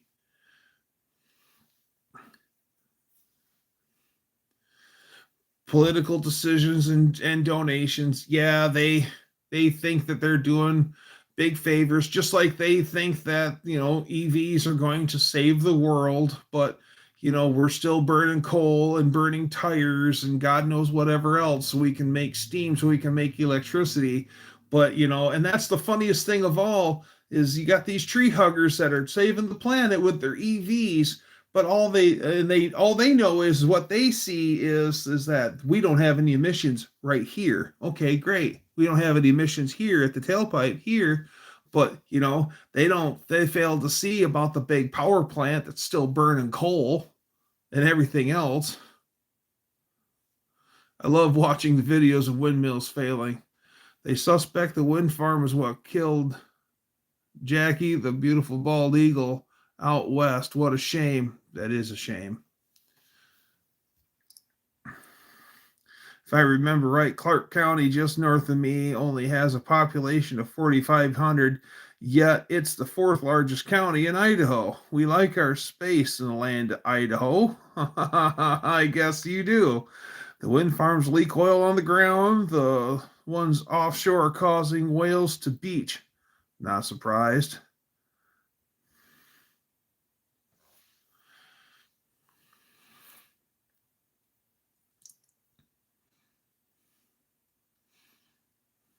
The EV batteries are worse to dispose of, absolutely.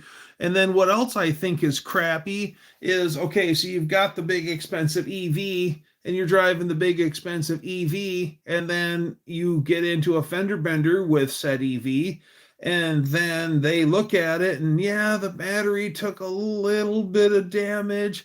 Well, they're so hypersensitive about it. They're like, oh, the battery took a little bit of damage, and they just like, oh, we're going to write off the vehicle. And then you get a new one. Well, what's the use of that? So now we've got all these people that are hypersensitive that won't fix the car because it could be a liability. So they just replace it. Well, there you go. You've got another pile of crap that you got to recycle. And it just doesn't make any sense. I've been following the FUBV Wild Eagles for years. Now Jackie, yeah, I agree. The EVs, they have no soul, man. Then again, all modern vehicles have no soul. And the mines that dig the material up, emissions are just a legal way to make money out of the pockets of people and businesses. Yes. Yes. And now there's a hard push on trying to make it to where if you choose to drive an older vehicle, now they're going to make it more and more and more expensive for you to keep driving that old paid-for vehicle. They got you one way or the other. We've had electric cars since the 1800s. There are so many reasons they aren't mainstream. Well, the main reason is over 100 years ago, we had two paths we could go down. We had electric and we had gas. We had stored energy, batteries, portable energy, fuel. We had two paths to go down, and we chose portable energy. We chose gasoline. And because stored energy wasn't that great, there was successful EV companies that were inside of a city, and the EV cars over 100 years ago, those EV cars were not allowed out of the city. They didn't have any range, but they were perfect for town. Now, if you subscribe to that EV service, you did not own a car, but you had rights to a car. So you had a car in your driveway, an EV car in your driveway, and if you ran out to your car and to drive it across town, and it didn't work. Well, you just phoned up the EV company and they'd bring a wrecker and another car out to you and then exchange. So you'd always have a working car in your stable, but it wasn't yours. So you were just paying for the service, and it worked out well, but it was only within city limits. And that's still kind of the way it really should be. I mean, in a metropolis, an EV makes sense in the town, but yeah, to drive it across country, range anxiety is huge. Plus the hours it takes to charge up the stupid thing. Yeah, but portable energy is like, for instance, we're headed out on a trip. Okay, there's 5 of us. We're in my big Suburban and we're out cruising. We run for a tank of fuel, and we jump into the gas station. Everyone commences to the bathroom. We get something to drink. We get ourselves a snack, and then I fill up the burb. And then, in about half an hour, we're all back on the road, fueled up, stacked up, bladder's empty, whatever. We're back on the road in 20 minutes, half an hour. Now, if we ran out of charge and we got to hit the charging system, the charger, we could be 2.5 hours before we're back on the road. So, I mean, that's huge. Not to mention that if it's going to take us 2.5 hours to charge my EV, and then there's someone there and I've got to wait an hour for him to finish charging so I can hook up. So now we're there for 3.5 hours. I mean, that's 3.5 hours I could have been down the road. So yeah, we're set up for portable fuel. That's what 100 years ago we figured out where we wanted to go and we went there. Portable fuel. I mean, the novelty of the EV, they're trying to force it down our throats, and I don't think it's going to make it because it just doesn't have a full-fledged support system that works as well as its counterpart. I mean, if you could pull into the station and charge that stupid thing in 20 minutes, half an hour, okay, and then be back on the road, but and that's assuming there is a charger. Well put, Dan. Well put. One of my favorite ones, though, is these chargers that are in remote areas. That is basically a huge diesel generator and a huge tank of diesel fuel, and then you hook up to it and charge up your thing while the generator's running, burning fossil fuels to charge your EV. That's funny. There's still a lot of places when there are none. Absolutely. I'd love to see the impact of carbon emissions made for EV productions and the EV chargers and all that stuff. Absolutely. I would too, Levi. Range anxiety is real for the guy in the power chair. Yes. But I'd still not rely on an EV up here in the frozen north where it's miles between towns. Yeah, that's the other thing. Bear Rose touches on a really good point. Gas fire you can put out, battery fire not so easy. Turbo Tom makes a really good point. Yeah, those heaters and everything, that's another thing, is everyone has been spoiled with internal combustion engines where you have copious amounts of heat where you can just turn that heat on and roast yourself right out of your car if you choose to. But yeah, now you're running that EV down the road and you're cold and you turn on that heat like you thought that you could on that car, and all of a sudden your 400-mile cruising range becomes a 150 or 200-mile cruising range. Or a couple winters ago when people in Chicago, they had that bad cold snap, and then all of the EVs shut down, and then they made their ways, they crept them all to the chargers to try to, because their range went right down to zero, and then they all tried creeping them down to the EV chargers to charge them up, and then the batteries had to be warmed up to a threshold temperature of a minimum temperature of X before they could be charged up, and it was too damn cold for them to charge up, so they were they were basically screwed. So once again, we're just, there are certain places that just, I could see EVs in the south. I can see EVs in the southwest. I could see EVs on the west coast where it's warm. But I mean, up here in Pennsylvania, in Michigan, in Ohio, in Indiana, and yeah, where it gets really, really cold, it just doesn't make sense. I'm jelly of that spacing you have in big cities. My town used to be small where my parents were kids. Now we have a lot of overflow from the city. Yeah.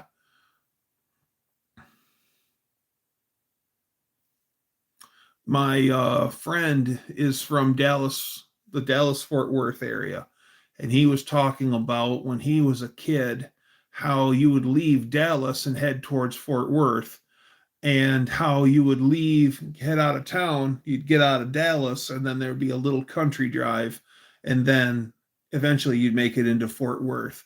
And he says that nowadays, basically, they've both built out. So now it's like you cross the Dallas Fort Worth line and you never leave suburbia.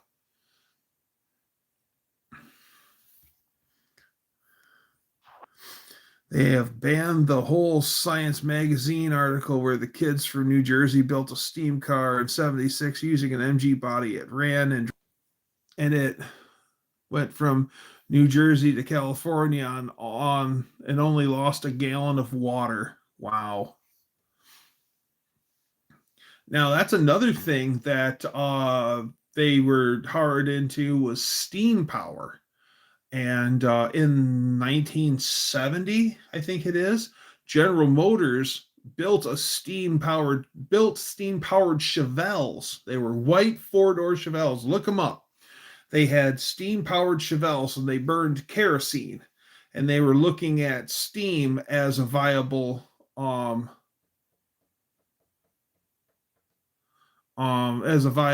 and it didn't work. But it was so there was like 4 or 5 steam powered Chevelles, body in white.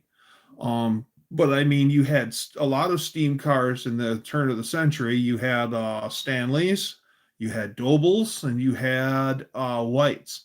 If it runs like a sewing machine, it runs like a White.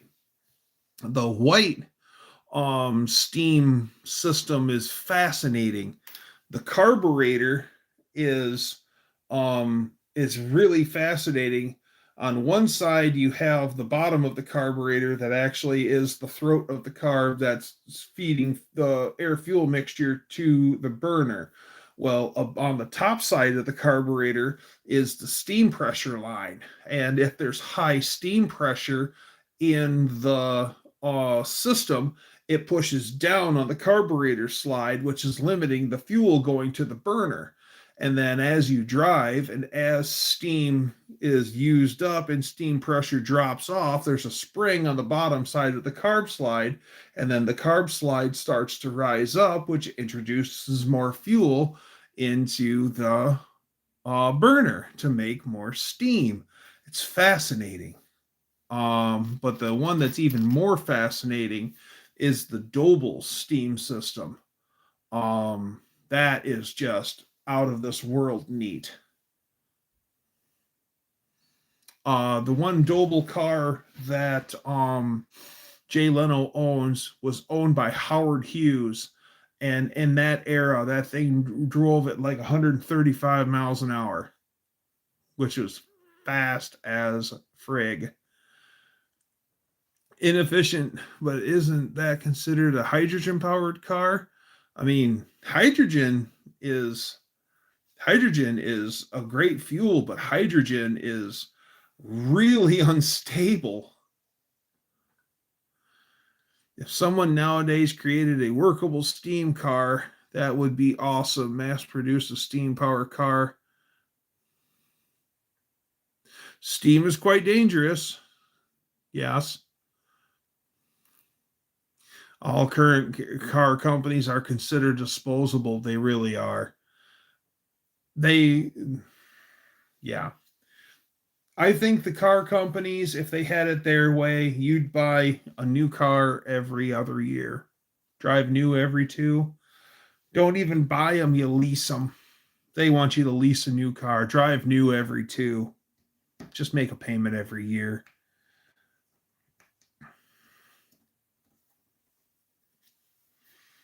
Which I don't agree with fleecing vehicles. I think that's just asinine. Why on earth would I pay money towards something that I will never own?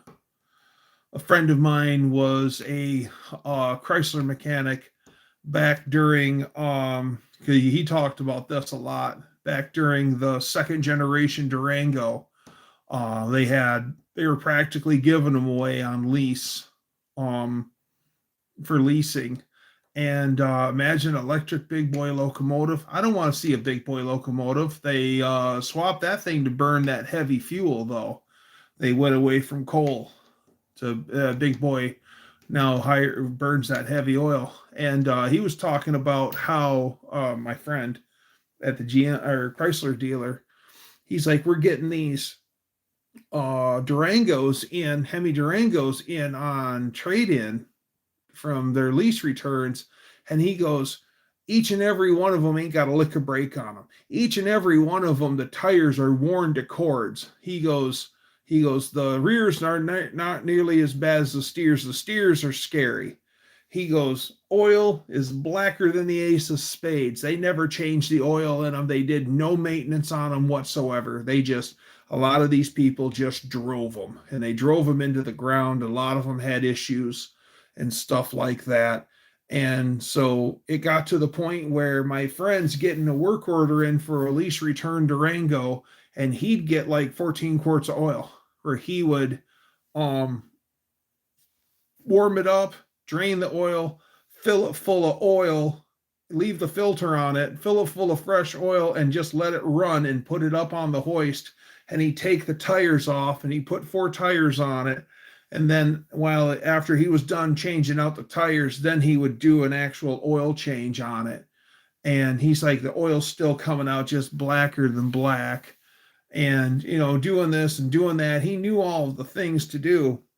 So one day he gets another Durango lease return, and he gets into it, and he notices that it's not due for an oil change yet.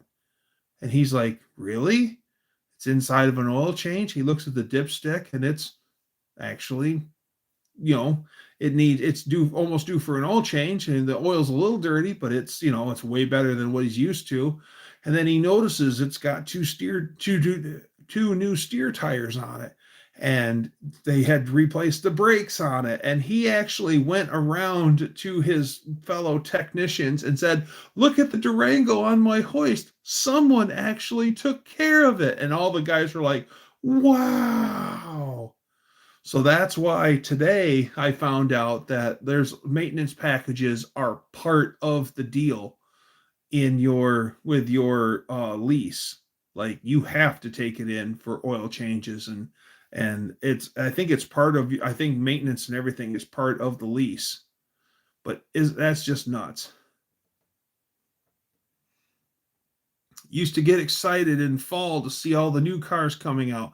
Don't see that anymore. Yes, I'll agree. Man, I remember when the Dodge Viper came out, our little itty bitty dealership, which had a showroom only big enough for one car, they got a Dodge Viper in, and they actually had special showing for the Dodge Viper.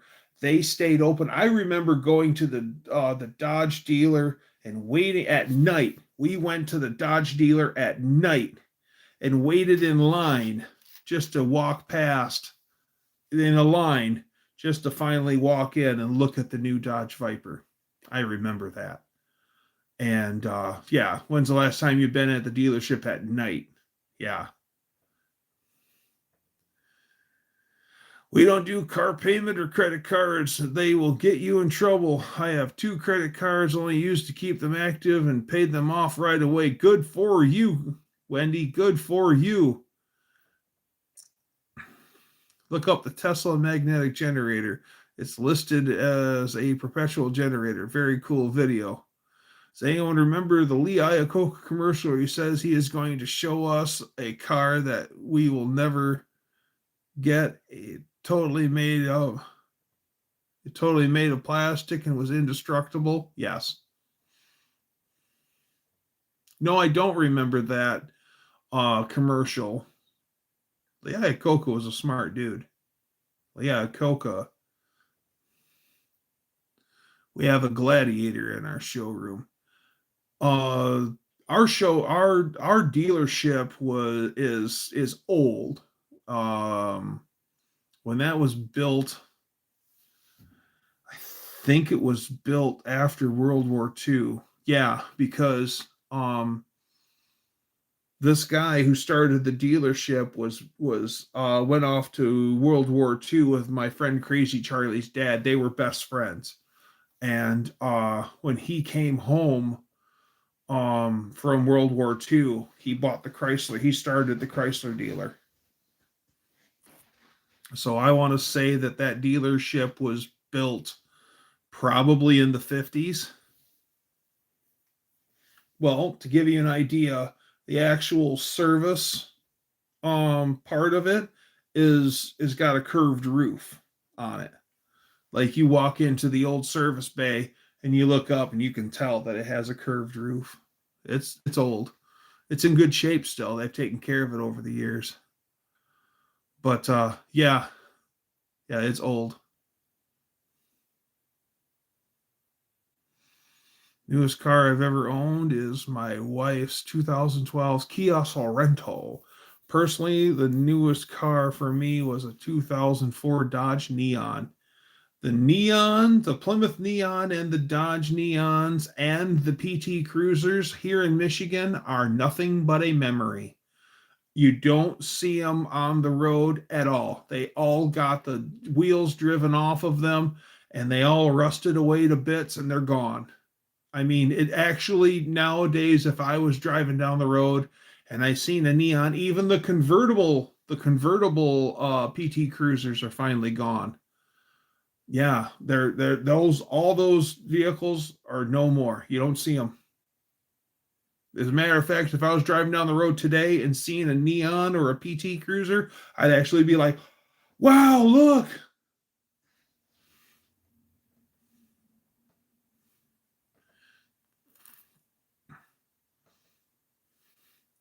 My daily is a 95 Oldsmobile. I hope I never need a newer car.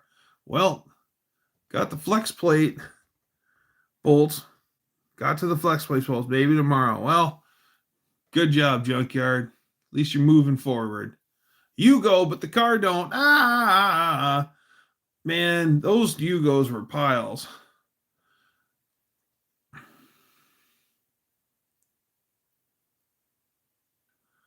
True, I drove mine into the ground. It still ran like a top when I gave it to it. Yeah. My ex had a PT Cruiser. Just the sight of mine makes my wallet flinch.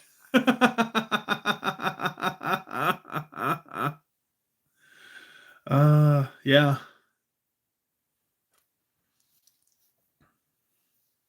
Yeah, they here in the great state of Michigan where rust never sleeps. Yeah, they just rot away. And I mean, most vehicles up here, they're rusty but trusty. My neighbor still drives his PT Cruiser convertible to work every day. Wow, for the few and the proud. And those cars in the Rust Belts, they couldn't sell the Yugos, so they gave a free one with a cat.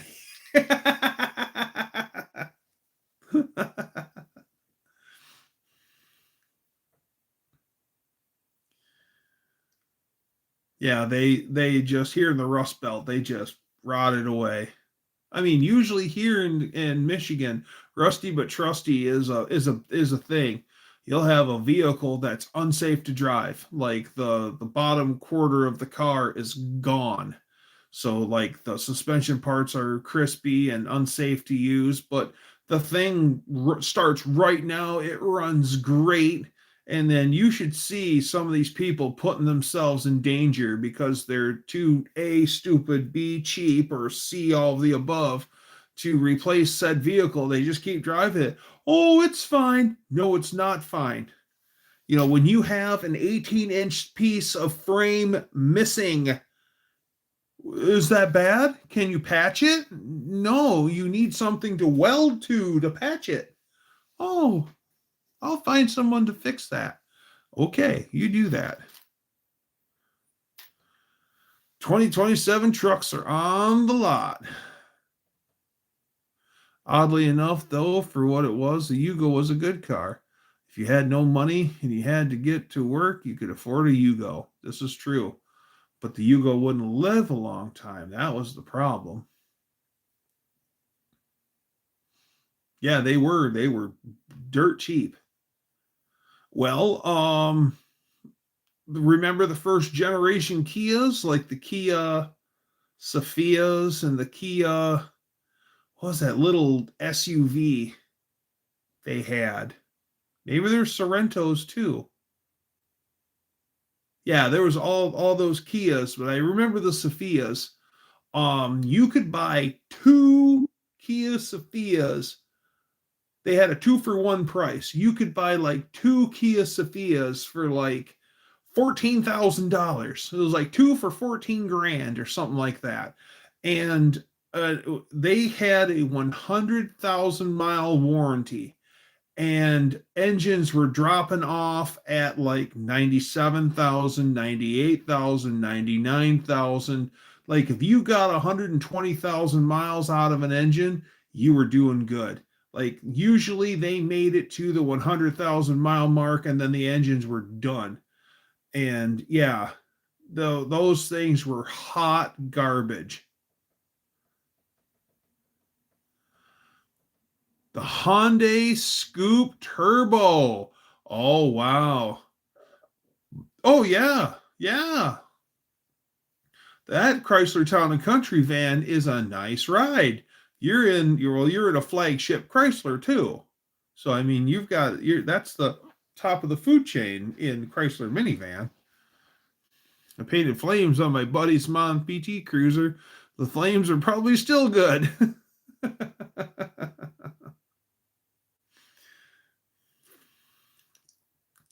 Now, some of those little Econo boxes that actually, yeah, I rode in it. That is a nice, you're right. That's why I said it's nice. I rode in it. It is nice.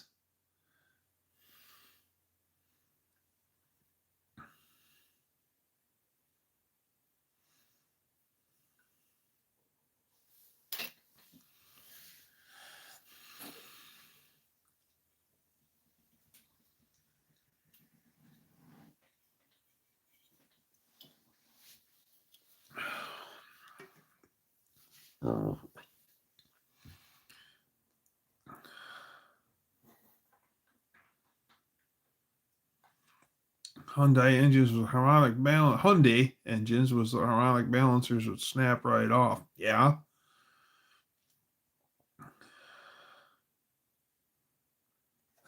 Plastic camshaft only good for 80,000 miles. I'd be impressed if they made them to 80,000. The only vehicle to ever get blown off the Mackinac Bridge was a Yugo. Some poor lady died in a Yugo, and somehow it got blown off the Mackinac Bridge. True story.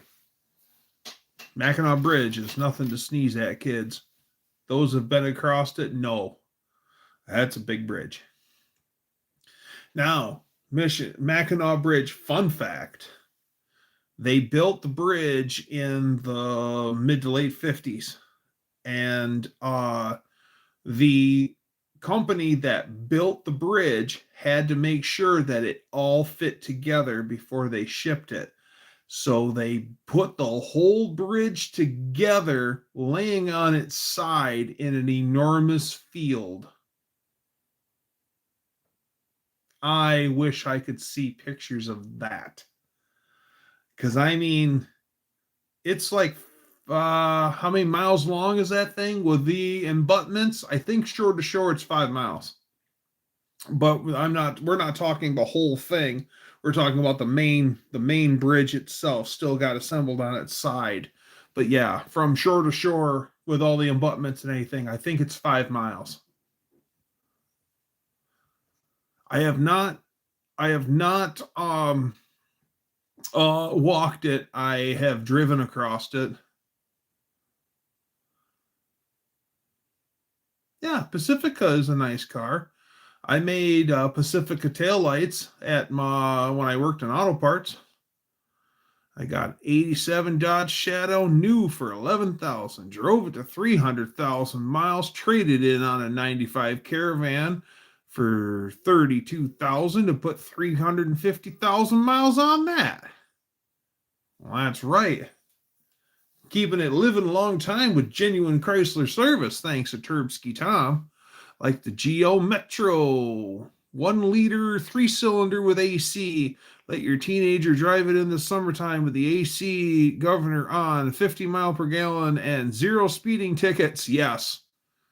Yes. My friend's Geo Metro had a bad head gasket, and we didn't have a engine a cherry picker. And he finally turns to me and goes, "Do you think we could take the engine out by hand?" And I go, "It is just a 3-cylinder." I go, "Is it all loose?" He goes, "It's ready to go. Let's try." We took that thing out by hand. No, clutch. I don't remember, but we took the 3-cylinder engine out by hand. My mother-in-law used to have an early 2000s, an '01 Chevy Crapalier, and that had air conditioning. It was navy blue. And we're leaving Indiana at my mother-in-law's sister's place, Lady Dougster's aunt, and it's a hot summer's day, and my mother-in-law is a chain smoker, and she's got the window down, and she's griping about how hot she is. She's overheated. She's hot. I'm so hot. I'm so hot. I'm so hot. Smoke, smoke, smoke, smoke, smoke. Got the window down. And I'm like, "Here, mother-in-law, I'm going to turn on the air conditioner. Roll up your window. Roll up your window." "Oh, I'm smoking." And I'm like, "Whatever, fine. Don't you want to be cooler? We'll run the air conditioner." "I'm so hot. I'm so hot. I'm so hot." Well, she never rolled the window up. So I'm not going to sit here and argue with her and run the air conditioner.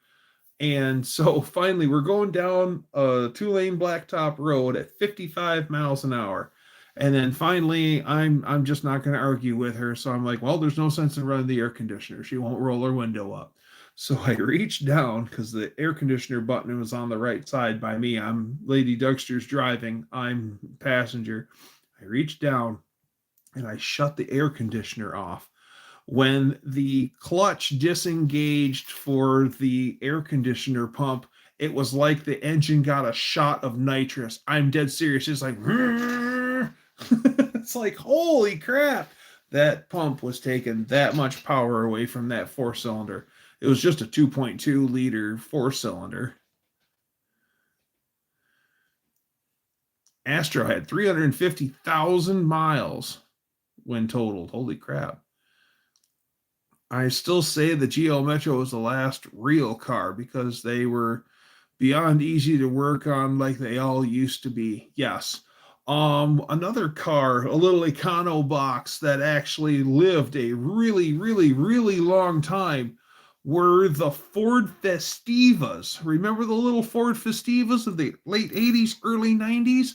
Holy crap, those things ran for such a long time. Those and Pontiac 6000s. I don't know what it is about the Pontiac 6000. Those things were running around like 20 years after 20 years later, they're still, it was like you had these people that were barely making it and they had a crappy old car that still ran. It was a Pontiac 6000, or it was what was another one? Well, it was the Pontiac 6000s, first generation Escorts, Ford Festivas, of course, an old Toyota with the body rusting off, half rusting off of it. But I mean, it ran great. It was amazing. Some of those cars that those people had, just the people who barely were making it.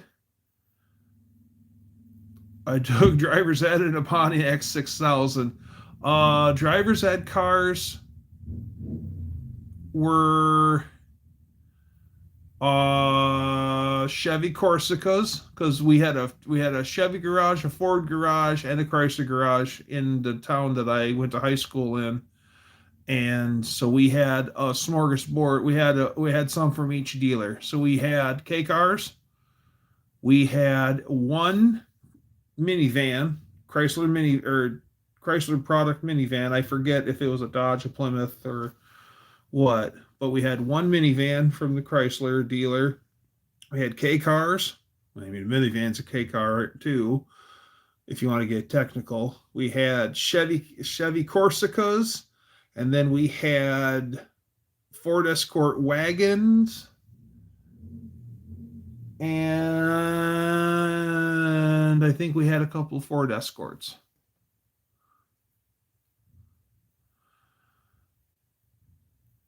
Make her smoke on the roof.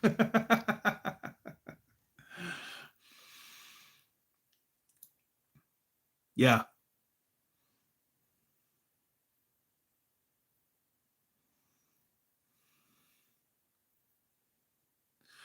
12 Dodge Avenger has 300 and 262K, still going good. Wow. Had an Escort GT, cool little car. Escort GT, was that the Musquart? No, that was a Ford EXP, wasn't it? Yeah, the Musquart.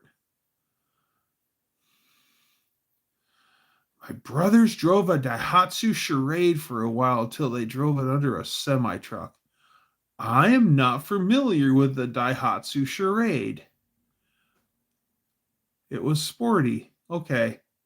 I think I know what you're talking about. Oh, yeah. Yeah, I know what you're talking about, Mill Creek.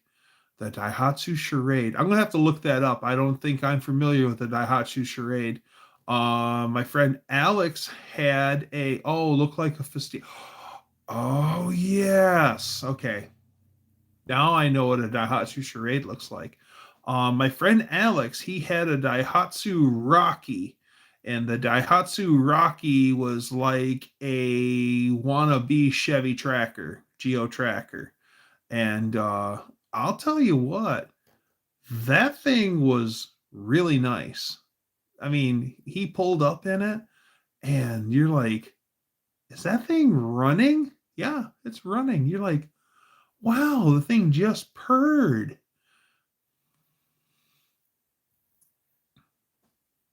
Had the ground effects, Mazda engine, etc. Quick little car. Yeah. Yeah, I remember the Ford EXP, the Musquart, and then you had the end of the Escorts, like the early 2000s. They had a three-letter one. It was like a GTC or something like that. Daihatsu Rocky sounds like a bad kung fu movie. Joey was sporty in his Escort.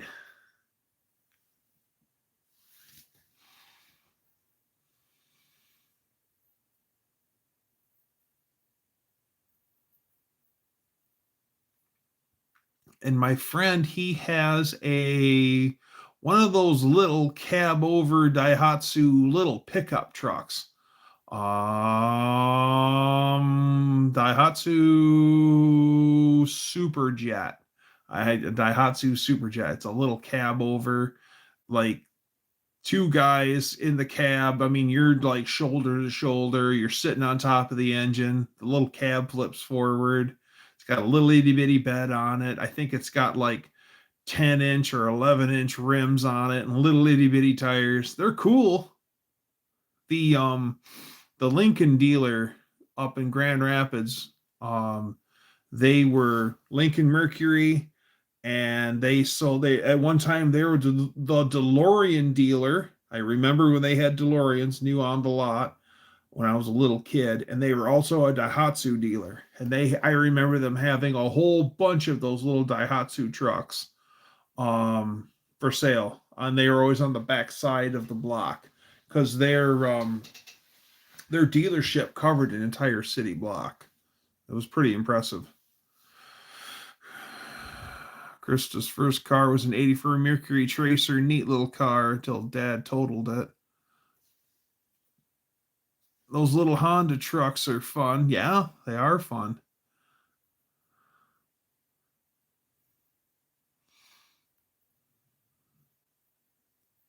The Mazda rotaries are pretty cool.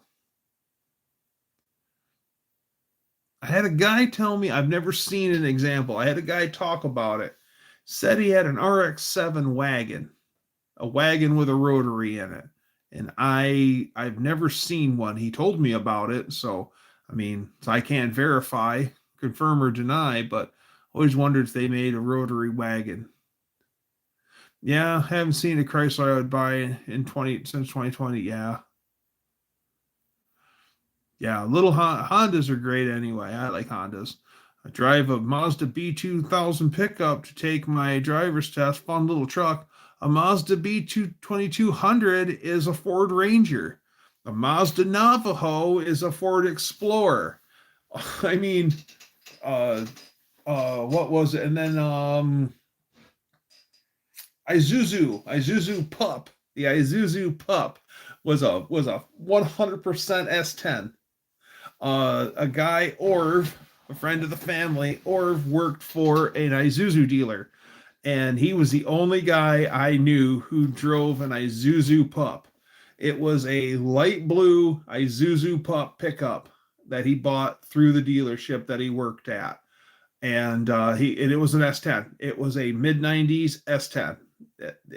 True and true, but it was funny because he was the only one that had an Isuzu, not the Chevy S10. Don't fling a cigarette out smoking vent back window. Yeah.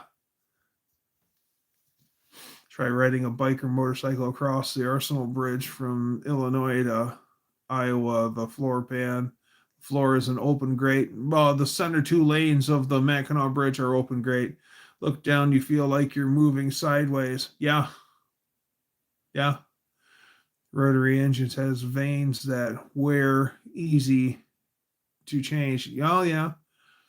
The Hellcat was the great car. Way out of my price range. Yeah. The Isuzu was a love. Yeah, the Chevy love was an Isuzu, but later on in the 90s, they become Isuzu Pups. PUP. Rotary engines tend to backfire. The only thing that I've ever had that was rotary engine powered was I had a Arctic Cat 303 rotary powered snowmobile for like, I don't know, a month and a half, 2 months. And that thing was neat. It was a 303cc rotary engine, and it had no guts. I don't know if that was because it just really didn't have any guts or if it wasn't tuned right, but we didn't know anything about it.